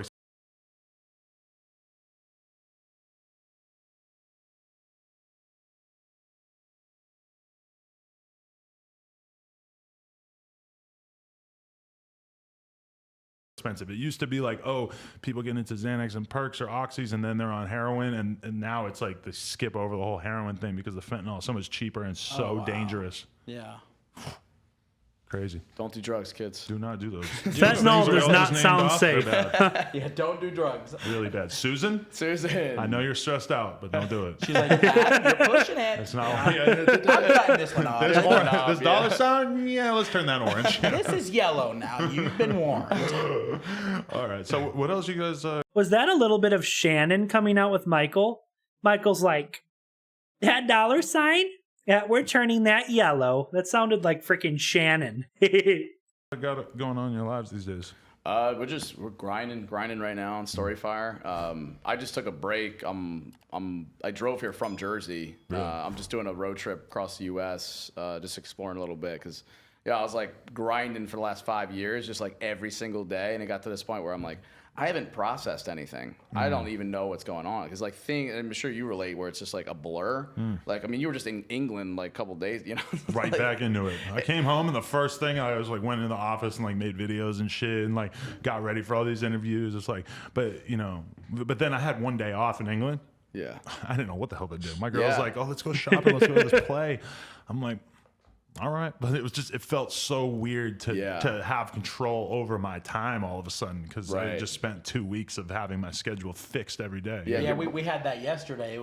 We've been going nonstop since we got here. And then yesterday I was like, we're just not doing anything today. We're going to order food in, we're going to chill. Like I'm in Los Angeles just laying on a couch. You know, but it was amazing. It was great, I loved it. Because we realized, I mean, it's just your brain is in a constantly anxious state of like, got to do this, got to do that, and it gets used to that. And then the second you have that off time, you feel like, oh my God, what is this? I feel weird. I'm not being productive. Yeah, I'm anytime making a video right now. Keemstar, like anytime I talk to him, he's like, dude, there's no news for a week. I don't know what I'm gonna do. He was freaking out for the whole first half of the year, and then all of a sudden, all this crazy stuff started happening. Right. Then he's like, dude, there's too much news. And that's why he was like that at the beginning of the year, because he's used to having a lot of stuff going on. And then when you're not, it's just like you start to lose your mind. But eventually, similar like when you're detoxing anything, it's like you get to that breaking point, that like third, fourth day, or like the week, and then you're just like, oh, this is what a normal brain feels like. Right. See, I don't like it. After more than a couple of days, I'll start to get the twitches. I'm like, okay, I gotta either that's the diabetes or I gotta vlog. Yeah. My whole thing is I start to just generate ideas. Like if I'm not working, all of a sudden my brain starts going crazy, and I start being like, I'll have ideas that 100% will not carry over. They seem like the best idea ever, but they won't carry over once I'm like back at work. Right. Like I was telling my girl last time we were on like vacation, I'm like, we're gonna start this channel together. We're gonna do a family channel, blah blah blah. Oh man. As soon as I get back home, she's like, well, what about that channel we're gonna start? I'm like, oh right, I'm like, but my brain is just drumming and like, cooking up whatever it can. There's no way, Lena. This is not happening. We cannot start that channel. Seriously. No, but I have been thinking about, because look at somebody like Rice Gum. Like he has a fucking channel with 10 million subscribers or something, and he just doesn't post on it because it probably makes no money. And now he has a family channel with some girl, and he makes Wow. Oh, I didn't even know that. It's not a family, but it is a girlfriend, and they like make videos together. Right. I believe. Yeah. It's all family friendly. Never start a family channel with like a new girlfriend, because who gets it during the breakup? Yeah, but if you're him, he better well, I guess own he it. gets it. Yeah, you better get it. Hopefully their name's not like commingled into the title. Right. It's probably an actress. It just becomes Rice Gum 2. You're stuck with some goofy ass URL for the rest of your life. Yeah. You guys have weird URLs?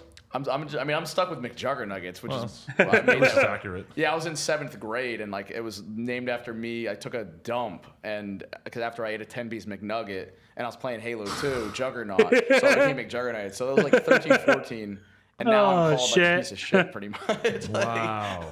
For me, we had the Angry Grandpa show, and I was always behind the camera, the one filming it. And so I wanted to start a separate channel, so I started calling it Kid Behind a Camera. Now, that's back when I was, 22 years old. Now I'm in my 30s, and people are like, you're not a kid, okay? You're a man. You're Guys, I've seen that so many times. Kid behind a camera. You're not a kid. But yeah, I mean, can Michael really change? Is Michael going to be 50 years old, kid behind a camera? adult. I can't believe you guys had your channels that long. That's so crazy. I mean, I started in Christmas 2007. Accidentally went viral. Super early. First video I ever uploaded went viral. What was that one? It was called Grandpa Ruins Christmas. Oh, okay. For everybody watching, it was fake. Okay. Whoa. We did the staged little Christmas. Whoa.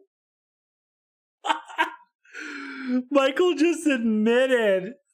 Oh man, I still love Angry Grandpa videos. They're hilarious. But he just said on the podcast it was fake. Video where I was just sending it to my sister in New York. I was like, hey, this is gonna be funny, let's film this video and send it to Kimberly. And I uploaded it, and I woke up the next day and it had 1 million views, which in 2007 was unheard of. That's like 100 million now. That's insane. That was like, you got deleted, Michael. Oh my God, my life over. And then instead of deleting it, we sold it to break.com and just kept making videos. Just like for the first 40 videos we made, they started going viral. Whatever I filmed went viral. That must have felt so crazy. Like, wow, did I just seriously hit on I just hit the lottery, and somehow I can keep hitting the lottery? Yeah. Now it comes back now, right? Like all of those older videos are coming back to bite me in the ass. Like people are using it, and now I'm a child abuser now because those videos, we're yelling at kids, we're doing this, we're doing that. At the time, it's like we can do whatever we want. Everything's working, everything's getting views, push the envelope, and now we wouldn't do it today. Right. We wouldn't say, hey, now it's like, okay, take the kids to Walmart, take the kids here, we're going to film a video. We never, before we're like, yeah, let's include everything, And then, of course, once DSS got involved, they were like, "Yeah, you guys, what are you doing?" Oh, That did happen. Yeah, crap. it was like a year or two in. So we But were like, you didn't get like the full daddy of 5 treatment. They didn't take the kid away. well, his was very, Yeah, okay. his was very. I don't want to trash the guy because I know him, but Oh, yeah? well, fuck it. I mean, those are pretty jarring videos when you're slapping a kid in the face. That's Yeah. pretty different, Yeah. At the time, what really happened is my mom and dad got a divorce, and my mom like flipped out and like ripped the birth certificates. Or something. Oh, I DSS remember. got involved. Like, Oh, never crap. again can you include kids in the video. So we stopped completely. Oh yeah, see, that makes sense. When it's staged, you know what I mean. It's easy to do that. See, me and my girl were having that conversation actually, where we were talking about if we did have a kid and we made a second channel that was just for us, and that we put the kids in the videos and stuff. But then we started talking about like, does she need a separate Instagram for her to be a mom on? Right. Because it's like kind of weird if you just got one picture that's like her chilling with the kid, and then the next picture is her Right. like with another girl and blah blah blah. Yeah. Like there's so much shit that if we were to have a kid, that would just all of a sudden seem crazy. Like if you just were to say like, oh, I went out drinking or I went out partying or whatever, but you got a kid, all of a sudden it's like him and or her are drug They're on- addicts. yeah. You're a terrible parent. Yeah. Like Yeah. that's like, it doesn't matter if you sent the kid to stay with your parents or babysitter or whatever. It's like it would put everything under such a different lens that I'm guaranteeing I'm not prepared for. I think a separate account makes sense because that's why they want to almost compartmentalize us as people too. Right. But So there's this chick, Britannia 187. Yeah. I'm gonna pull up. You know what I'm talking about? I've never heard of this. No. We're about to find out. Yeah. let me show you this. Michael. Tanya, that's a cute name. This is actually cool because we Oh, can just God. switch over the view to.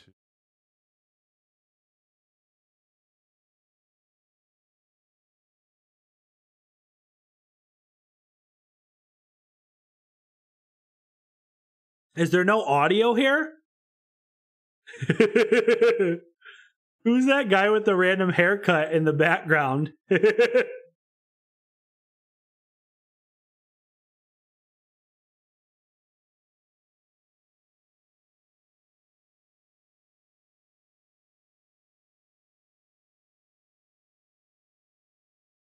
Oh yeah, no, apparently there's no audio during this part. That's weird.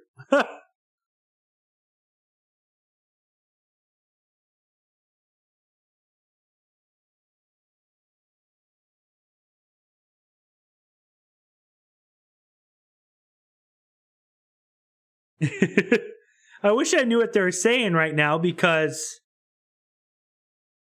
there's no audio. We can't hear what they're saying apparently. Question right now because my girlfriend's pregnant right now, and I'm wondering how do Well, you're I going all in, aren't you? You're just not even because I mean, how often do you actually read say Instagram comments or? I never. Yeah, I think Really? that's the thing. If you don't read it, like that was when I was at my best, like happiest, was just like post and leave. Right.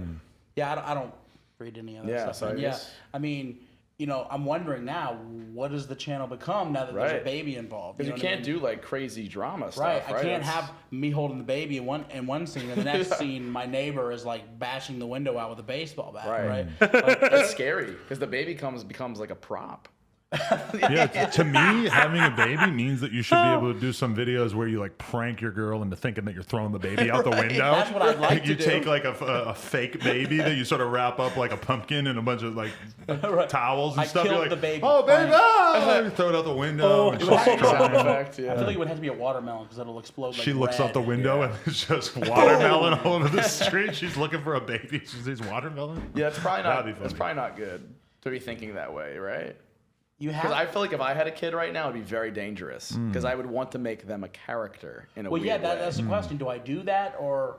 I mean, I already have the people that are trying to come after us and our family and say Yeah. all this stuff, so they're definitely going to be trying to use this against me. I mean, you can do anything as long as you can tolerate Oh, dude. what they're gonna throw, right? That stuff doesn't bother me. Because yeah, Mike's been through the ringer. I mean, just after AGP passed, I mean, for the last like 2 years, Yeah. he's been getting like you're clickbaiting your dad's death. Yeah, like, milking- you're nothing without your dad, milking like, Angry some of the Grandpa's most hate- death. like, Man, no empathy whatsoever that's towards sad. the fact that he just lost his best friend who literally made the channel with him. Yeah. And they were Yeah. just hurling this stuff. It's hard to go through the grieving process on YouTube, right? To do daily videos, sometimes that stuff's gonna seep in there. I would hope to not do that.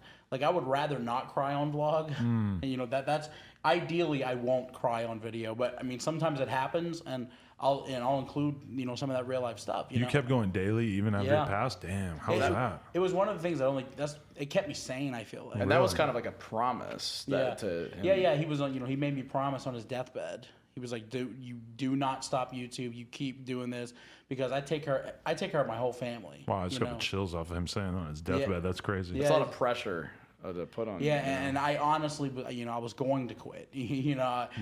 Not fully, but definitely took a huge break. And he would get upset. And so on his deathbed, he was like, "Promise me you're going to keep going." So I promised, and I would, and I have. And it honestly was the thing that kept me sane after he passed away. Because I feel like if I'm alone for too long with my own thoughts, it's like I'll break down. I'm unhappy. I'll cry. But if I have something to keep me occupied, I had Jesse. He came down for the funeral, and that was great. And Keemstar came for the funeral. And then once everybody leaves, it's silent again, and you're alone. And you're just left by yourself and with your manage, but because I did that thoughts, unfortunately. Death, you're using them. You're selling merchandise. Like I sell merchandise. My dad signed a contract a month before he died. He always wanted to do merchandise. We're the merchandise company that owns the exclusive rights or something? Right, Broadband TV. Oh, okay. They came to us. I never My network. What's up, Broadband? Yeah, what up, Broadband? Yo. You're not with them, right? No, but I got situations like that too, where there's like one of my friends, a rapper, passed away. There's no reason to even say his name, but his likeness is owned by a merchandising company. So like I'm talking to the mom about to do stuff, and like anything like design wise has to get approved by them. It's kind of and made by them and everything. It's kind of weird. Right. So like Dad, about a month before, Dad was saying, "Mike, I want to do merchandise." I never wanted to do it because I was always the kind who felt like I don't want to not sell anything and be embarrassed, and nobody's gonna buy our shirts. Who wants a shirt with our face on it? Right. So I never wanted to do it. And he's like, "Mike, I swear to God, I got to do it." So I was like, "Okay, this is your thing. Go ahead." And Broadband approached us, and he signs this contract. He agreed to be in a video game. He agreed to do shirts and all this stuff. And then he died a month later, and it was on me by that point to not only fulfill the contract, but fulfill his wishes. Right. He wanted to do this, and so we put out merchandise. And of course, I put out a tribute shirt for him after he passed, and they're like, "Oh, how dare you do that?" Right. How dare you How dare you make money to benefit his family? Right. But that's the way it goes. They try to find anything to drag you down. Right.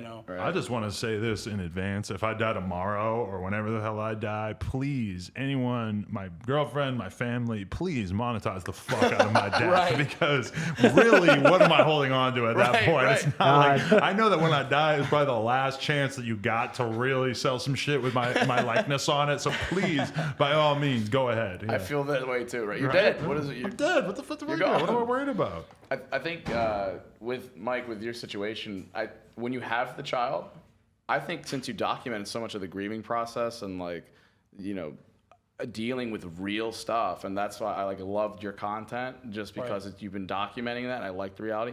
I think you just dealing with having a newborn child and almost doing it more realistically, less of you can manufacture drama where you're like, "Oh God, Bridget, the baby keeps crying," and you're freaking out about that. But when you're actually holding the baby, I think it just becomes it becomes more sensitive. Right. But I think people would love to see that side of you. Do you think? Have you ever watched Ace Family? Yeah. What do you think of that? Because that's the most popular family channel, and I'm a little mystified when I watch it sometimes. Why is this so popular? That's the same thoughts I'm left with. It's but I think that's just how friendly they are and how they've manufactured this. And I think because they're attractive.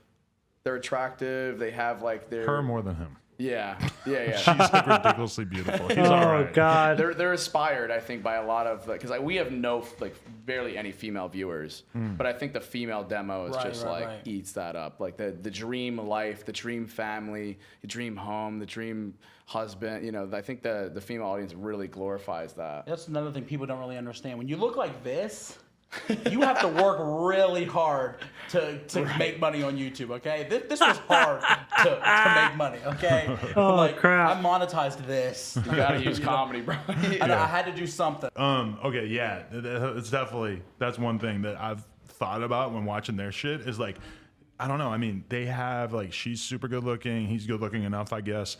The kids are ridiculously beautiful children. The kids are just so cute. They have so much money, such nice houses and stuff, and that kind of makes you wonder, is that the appeal of this, that that it's so pristine and stuff? Kardashian effect. Are people gonna be as intrigued by like my sketchy ass talking about that kind of thing, or not those people? Right, a different audience. Different audience, yeah, but I think not as much. I think it seems like I noticed I did the My Virtual Escape series that was more produced last year, and it was very edgy, it was very dark.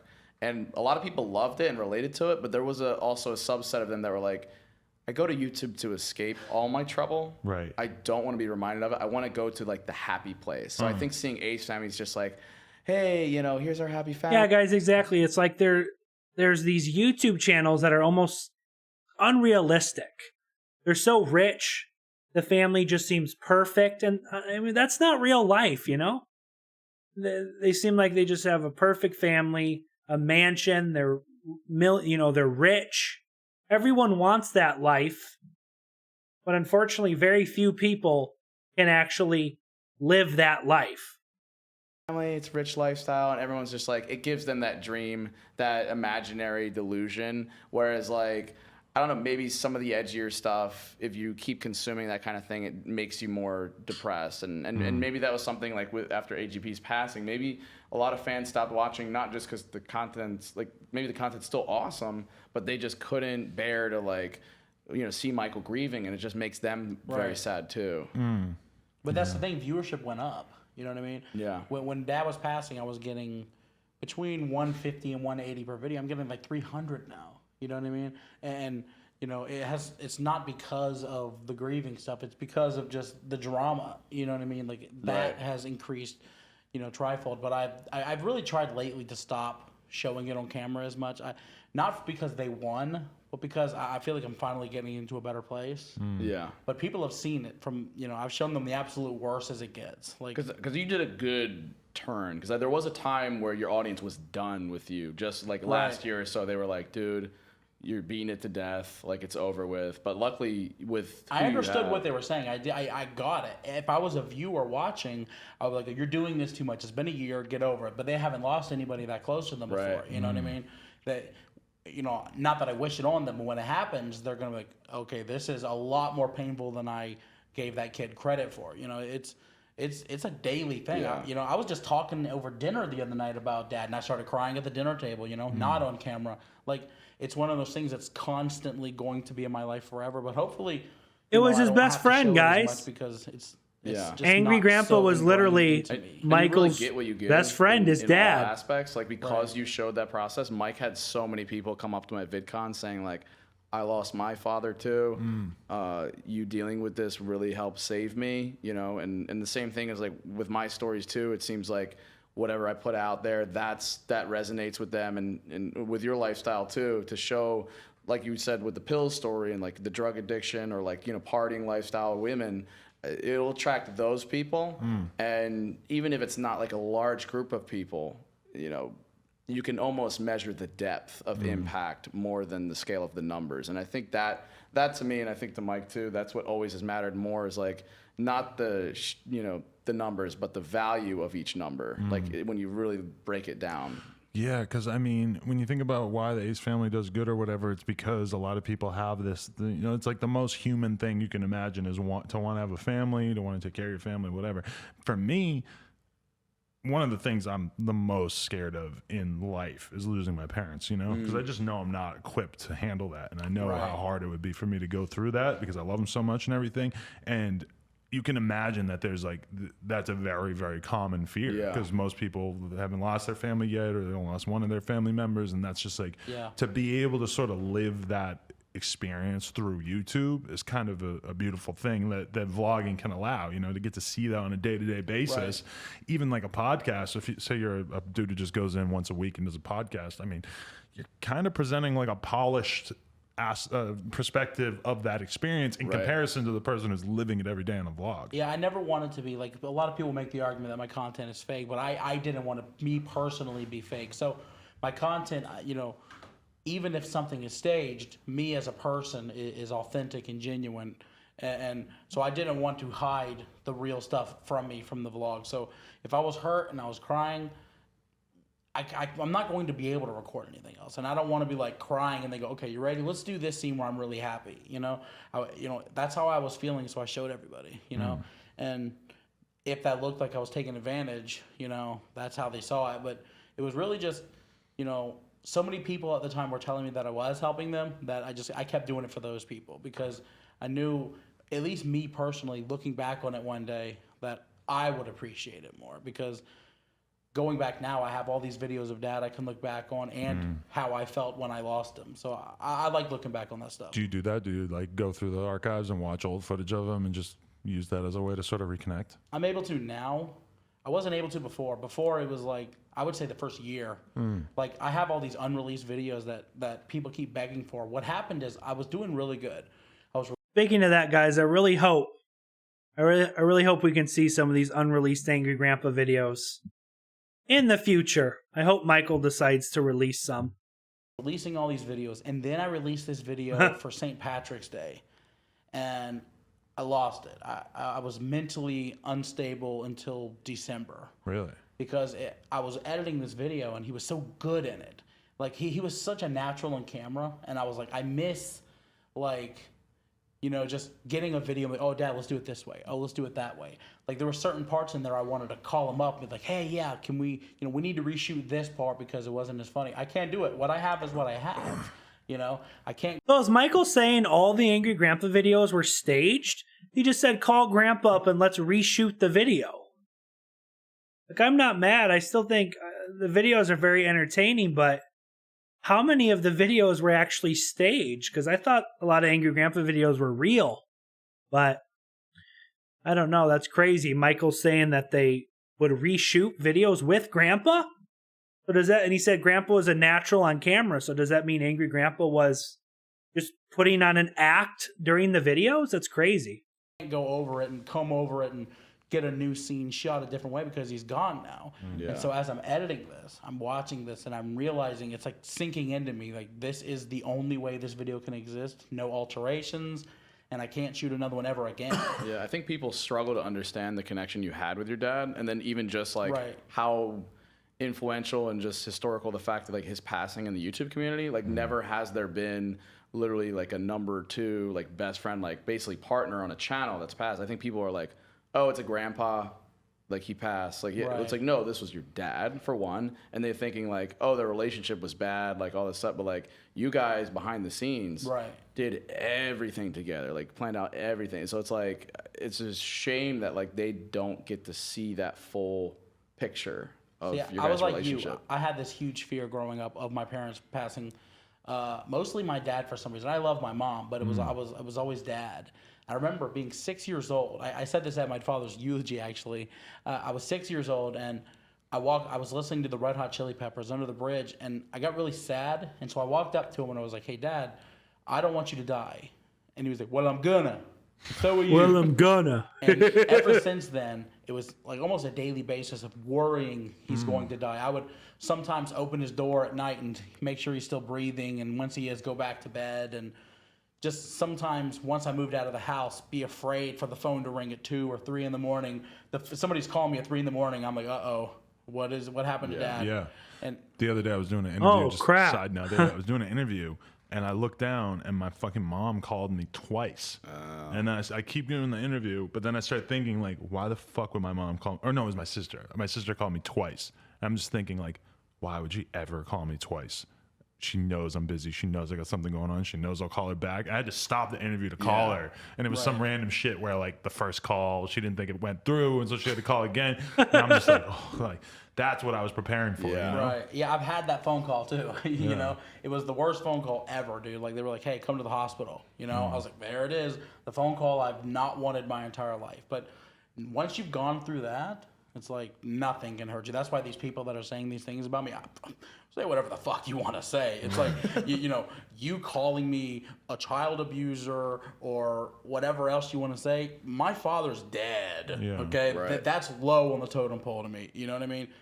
So whatever I can go through in the future, it's not going to have any like resemblance of pain like I went through in December. And I think you got to remember that in a lot of ways, like your parents dying when they die, like whether it's they're not, you know, they make it to 80 or 90 or whatever. It's like, bro, I got a friend or like a guy that I follow on Twitter that I was friends with years ago, who his mom has like really terrible Alzheimer's right now. Right. And I'm seeing him deal with that. And like, that is almost like, you know, if It's your almost parents worse. hold on till It's the almost last worse, fucking guys, you minute, know? and that's the kind of shit that you're gonna have to go through, is seeing them really deteriorate. Yeah. And in a way, I'm more scared of that than one of my parents passing. And like, there's a no more- good way to have You to know? live through this, you know. Right. Yeah. Eventually, it's going to hurt like hell, you know. Yeah. And that sucks. And I got to go through it again, you know, when mom passes, you know.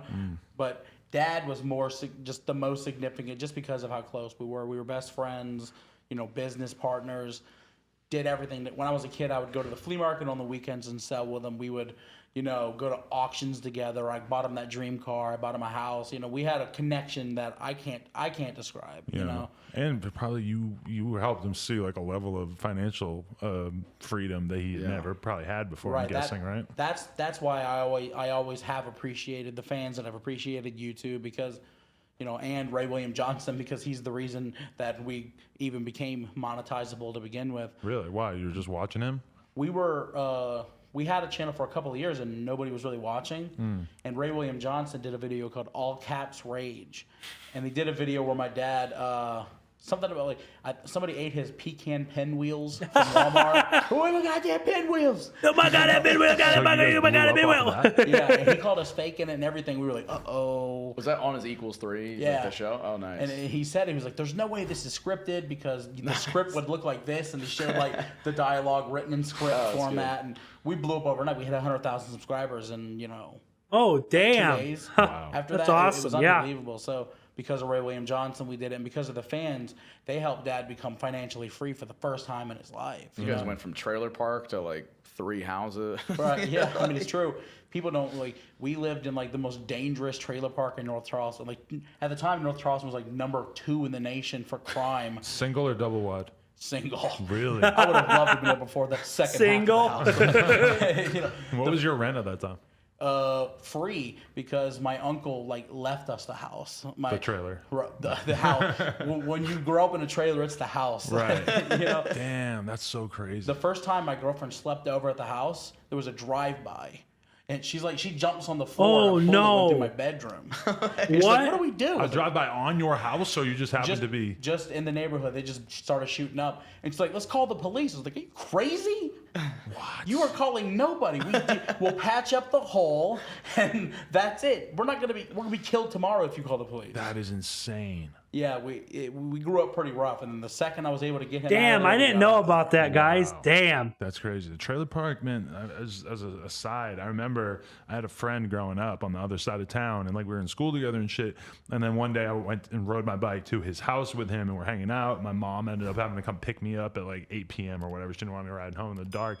And my mom, you know, relatively, she was like a librarian, and she's pretty educated and everything. And like seeing her talk to his mom, and like his mom like chain smoked cigarettes, she lived in a trailer park, she was like objectively like very white trash. Like seeing my mom talking to her, and I'm in like 3rd or 4th grade, I think that was like the first time that I ever started to like fathom like my financial situation versus other people.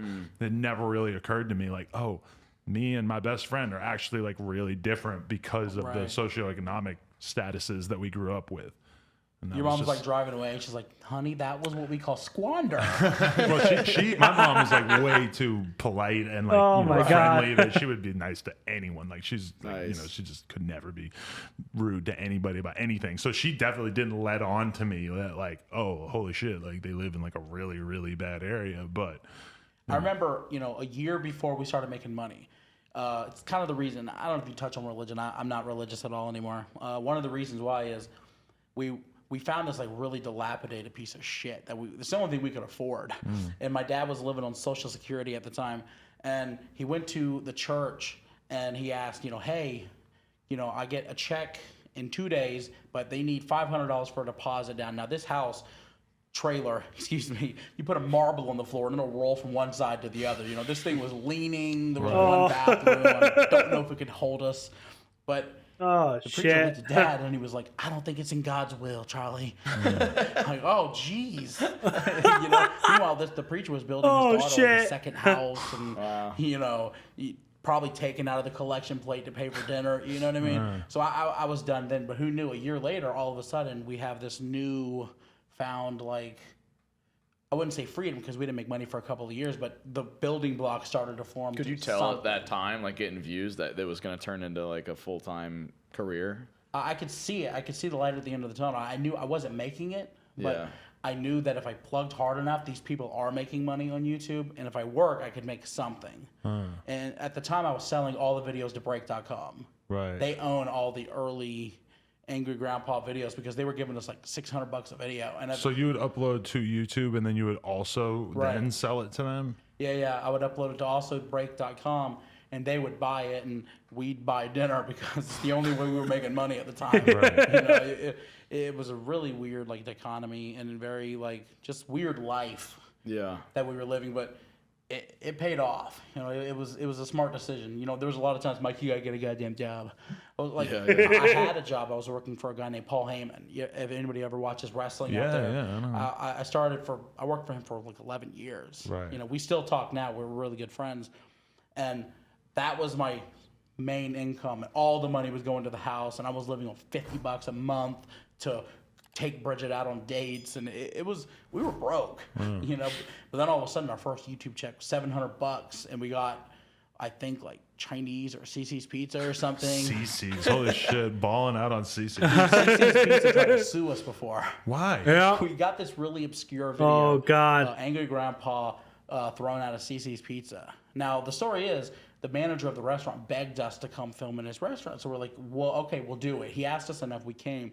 We upload the video. Dad's breaking plates and he's screaming. Wait, the CC's Pizza video was staged as well? Damn, guys, this is really making me think how many of the videos were staged. Holy crap, man.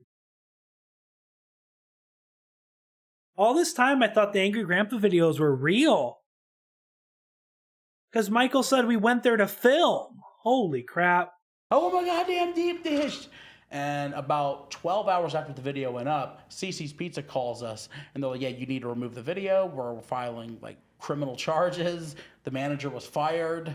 I was going to say, the manager sounds like he needs to be fired because if he told you to come film without a permit and then corporate gets mad, it's guess whose fault it is? His, not yours. The only reason they didn't is they kept calling us every other day. They're like, hey, it's uploaded on eBombs World. Delete it. I'm like, I don't control eBombs World. I don't know how to delete that.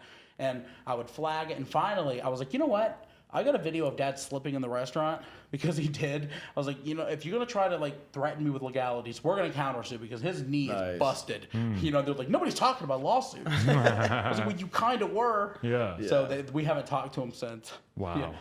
We only recently started going back. That really just set the stage for what your financial situation was then, because I know they don't have CC's out here, but if I were to lose it all, I'd probably be eating a lot of CC's. You're describing the best day of your life when you went on CC's. For the record, people at home, CC's is literally, it used to be $5 buffet, pizza buffet. Wow. I'm gonna guess maybe $7 or $8 now. $3.99. They had the CC's Pizza, the best pizza for only $3.99. It was delicious. The fact that you had Look at McJuggerNuggets' face.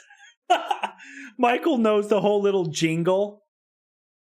Memorize. Hey, when you grow up as poor and fat as me, you have to eat, and you have to eat cheap. If you want to eat a ton of just bread and cheese, and then maybe the cinnamon roll dessert pizza type thing. Is it comparable to Domino's or where? No, Domino's is exquisite in comparison to CC's. Yeah, oh wow, CC's is like cardboard. It's like Elio's pizza. Yeah. Oh, Elio's is better. Really? Bridget loves. He's like, that's not. That's no, I mean honestly, I would probably take an Elio's right now for sure. I'd take a Mama Celeste over CC's for sure. Yeah. Mama Celeste, yes. We had those. They came in the 2-pack. Yeah. There's also I think Mama Rose. Competitors. Yeah. Two different moms. different times during our lives. Yeah, because I He used to grew work. up. He grew up privileged. He doesn't get it. Oh yeah, well I mean in comparison to what you're describing, I guess I grew up privileged too. But no, I used to work at the grocery store, and like that. I mean, I was just a thief when I was coming up. Like I was a child shoplifter, hardcore, and every day when I would leave the fucking the grocery store that I worked at, I would have my whole waistline full of Mama Celeste's and frozen cheeseburgers, and You didn't even have to do it. I just did it. I just had to. What's Yeah. like the most you've snagged from or shoplifted? Was it? Well, I was big on credit card fraud for a couple years there. So What that was the hell? I gotta put my. I remember where's the driving wallet? back from like one of my little voyages to the mall, and I'd have like 6 laptops in the Holy trunk, and I'd just crap. be like just feeling myself. Yeah. Have you gotten caught like with any? Really? Oh my goodness. There was a Chinese dude that I was doing it with, and he got caught, and he almost got sent back to his home country. And Oh my God! What? That was a big part of why I was like, damn, I'm not doing this anymore. Yeah. Yeah. I've always that is felt that it's insane. like easy to steal. Like it always just seemed like it's just like if you really wanted to. I wasn't a good thief. When I was growing up poor, I would go into the store with like a grocery bag. Like and they- trick or treating. Like, Yeah, they'd look at me. I'm just looking. I'm like, I think about it every time I'm at 7-Eleven now, and there's like 7 people in line, and I'm like standing in front of the cookies or like whatever. Like I'm standing in line, I got those cookies and a Red Bull in my hand, and I'm just looking at it like, what the fuck am I standing here for? If I walk out, nobody's gonna notice. Right. You know, nobody's gonna think twice if I walk out of here. They're gonna assume that I walked in with this shit. Imagine that be why you get arrested. That's the reason that, Adam, Let's get right into the news. let's go right into the news. Our first story, Adam 22 was arrested. I'm down though, honestly, because that's like and I still have friends who every time I go into the corner store with them, they will get in the car and empty out their pockets because they just raided the candy section or whatever. What? I mean, I feel like if anybody actually wanted to go full blown criminal, like if you actually were smart, I feel like you can make a killing. Oh yeah. Yeah. Well, I think criminals do make a killing. No, Jesse. yeah. They kill people. Yeah, they make 100% profit. No, but I mean, that was a big part of what got me into the credit card fraud thing is I used to just go to the mall area in my town because my parents basically told me I needed to get a job when I was like 19. I was in Yeah. college, but like barely. And like, they were like, you need to get a job. And I just started like thinking in my head, like, well, if I go to the mall, I could probably steal like $500 worth of shit in a day that I could just sell on eBay. It's like in The Sims where I think they have the criminal track, like a career track that you can choose. And I was like, Really? oh, I guess that was me. Yeah. was- I was 15. I was like, yeah, that one. How exactly do you yeah, steal a it's- laptop? No, that was credit card fraud shit. Oh, where okay. it'd How just were be you buying- doing the credit cards? At the time, now it's dark web shit, I think, but at the time you would just go on this message board called Carter Planet, and you could just buy like 100 bullshit ass accounts that might work that were maybe a couple bucks each, or you could buy like a couple of like really guaranteed accounts that would definitely be able to get you like thousands or 10,000 or however much, and then you have like a card reader and you buy these blank cards and you swipe it through and you got a fake ID with a name No that matches the name on the way. card and you swipe it through. All of a sudden you What got their the credit card info, hell? and then you just Oh hell! Yeah, he's talking legit here. Yeah. I was just thinking like times. snagging a couple of things. This dude's got like other people's cards on file. I mean, No, the yeah. adrenaline you probably get from that is insane. Yeah, because you're just going in the mall. Like I remember I was like 19 and I'm in the mall and I got this shit in my pocket that could literally get me every single thing in the mall.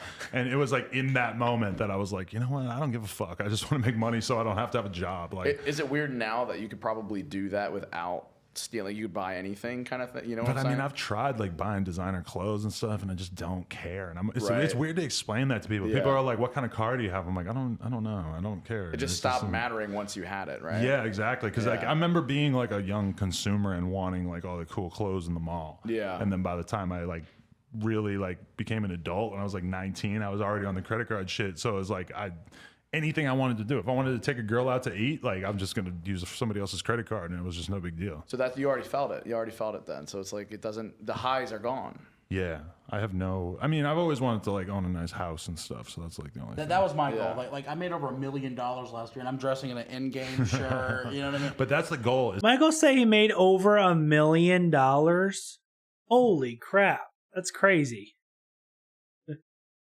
inspirational to me. That just you kind of look like it showed. Right. Right. Like even the house that I bought, when I was buying it, I was hyper aware of like, am I going to look like a jerk off on YouTube with like a super big house? I got something moderate that I can raise a family in because I don't want to look like a piece of Yeah. shit, you know? But the unfortunate thing is that people buy into it so Right. hardcore, and that if Yeah. you're presenting this rich ass lifestyle, people are going to start treating you like you deserve Right. more. It's like you put yourself on a pedestal and they all see that. It's a shame that it gets highlighted. What they need to do is start looking at like the MC Hammers and like, you know, these celebrities that had all this money and lost everything. You know what I mean? It's not a smart way to live when especially when you're doing YouTube. And it can be gone tomorrow. More importantly, it won't bring happiness. Like you won't feel fulfillment from any of this stuff. And it's like for the people that highlight it and like, yo, like here's my house or here's my car, here's my life, here's my clothing. It's just like, then that only perpetuates the narrative of like, this is what you want to get to. This is your goal. This is the happiness. I know this rapper that I'm good friends with who probably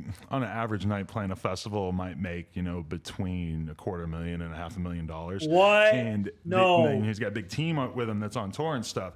And there was one night the other day where, you know, they were booking flights last minute. They booked the entire team's flights. It's like $8,000 for them to go from one country to another. And at the last minute, the rapper is like, you know, fuck it, I don't feel like it. Let's just take the private jet. So they spend like another $20,000 on the private jet.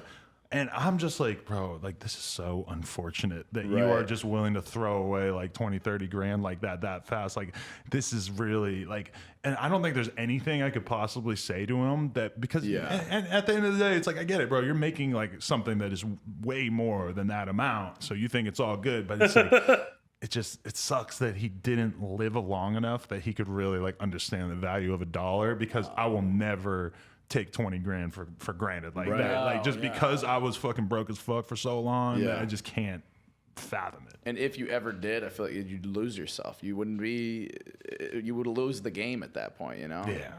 I don't want to be that. No, not at all. Okay, we've been doing this for almost hour 40. It's pretty good.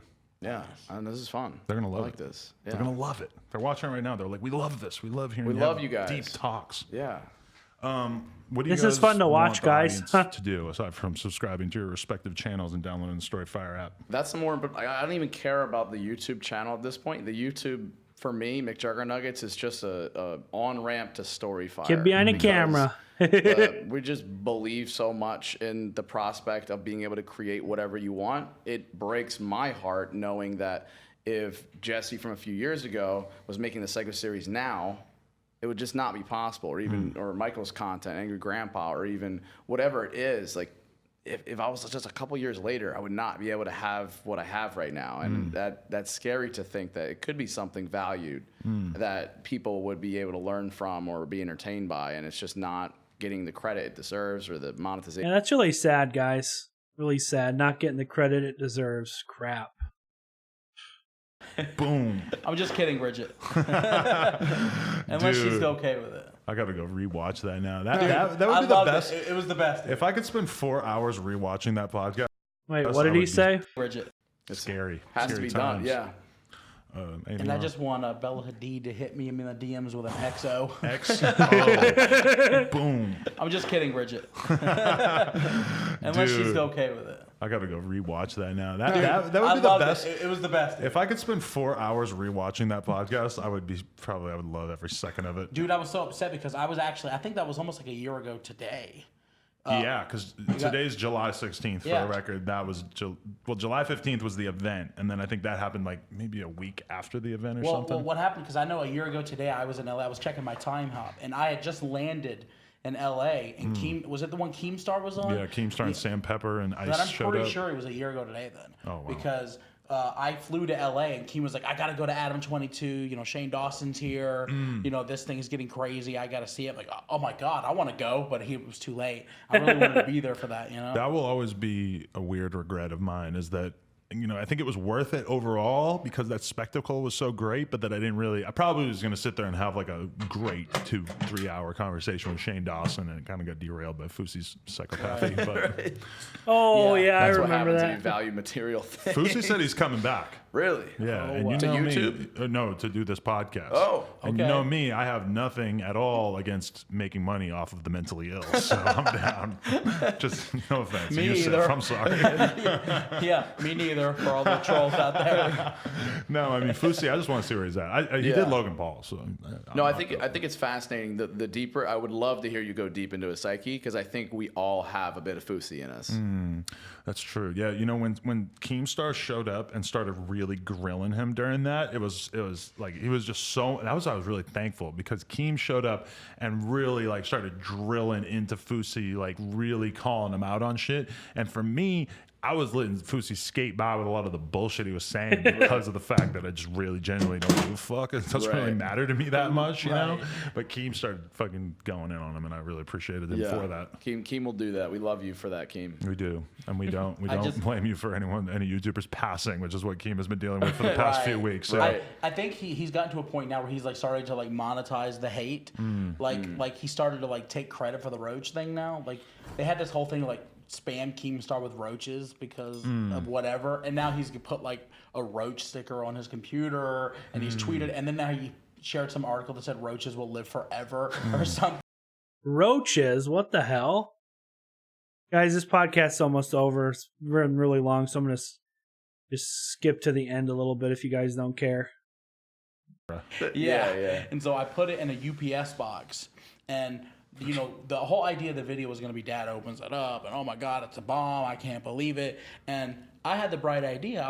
I saw UPS coming out for delivery. I was like, Dad, I got it. Here's what you do. Take the box to the UPS driver and hand it to him, and I'll film him handing it back to you. Like you say, hey Dad, you take it to him and say, hey, should I open this? There's no name on it, and the guy will just hand it back to you. That's pretty smart. And so I filmed him handing the package as if the package actually made it through the United States mail service. That's smart right there. And so the video shows them handing it back, and Dad's like, Mike, I don't know what this is, you know? Then the video proceeds, Dad screaming, fake bomb, whatever. The next day, Dad calls me, Mike, I need to get at my house right now. And I'm not kidding. I'm like, what's going on, Dad? FBI's here. I'm under arrest. I was like, what? What happened? Oh my God. This guy gets on the phone. You know, I'm special agent so-and-so, and you actually can't leave your house right now because there's going to be agents at your house in 3, 2, 1. I'm like, uh-oh. They came in, they confiscated all the electronics. They took computers. They took televisions. I don't know what's in the TV. They took it all, dude. They took it all. They started combing it over. And you had finally just gotten those things. I know. Like, so you're my first TV, bro. You took it from me. And so I get arrested. I had to call a lawyer. They're combing over all the evidence. I explained my side of the story. About 2 days later, they let me go, and turned out that they were fans. They weren't fans beforehand. But he was like, "Hey, okay, you're free to go. By the way, we watched all the videos, and we love them. You know, like, hey." Thanks a lot, dude. What the hell? It was terrifying. I remember crying on the phone to Bridget. Wow. Like I get like a couple of phone calls. It wasn't like jail. I get one phone call. I was able to use the phone, but I was just in this blank room, and I would call Bridget. I'm like, I need a lawyer.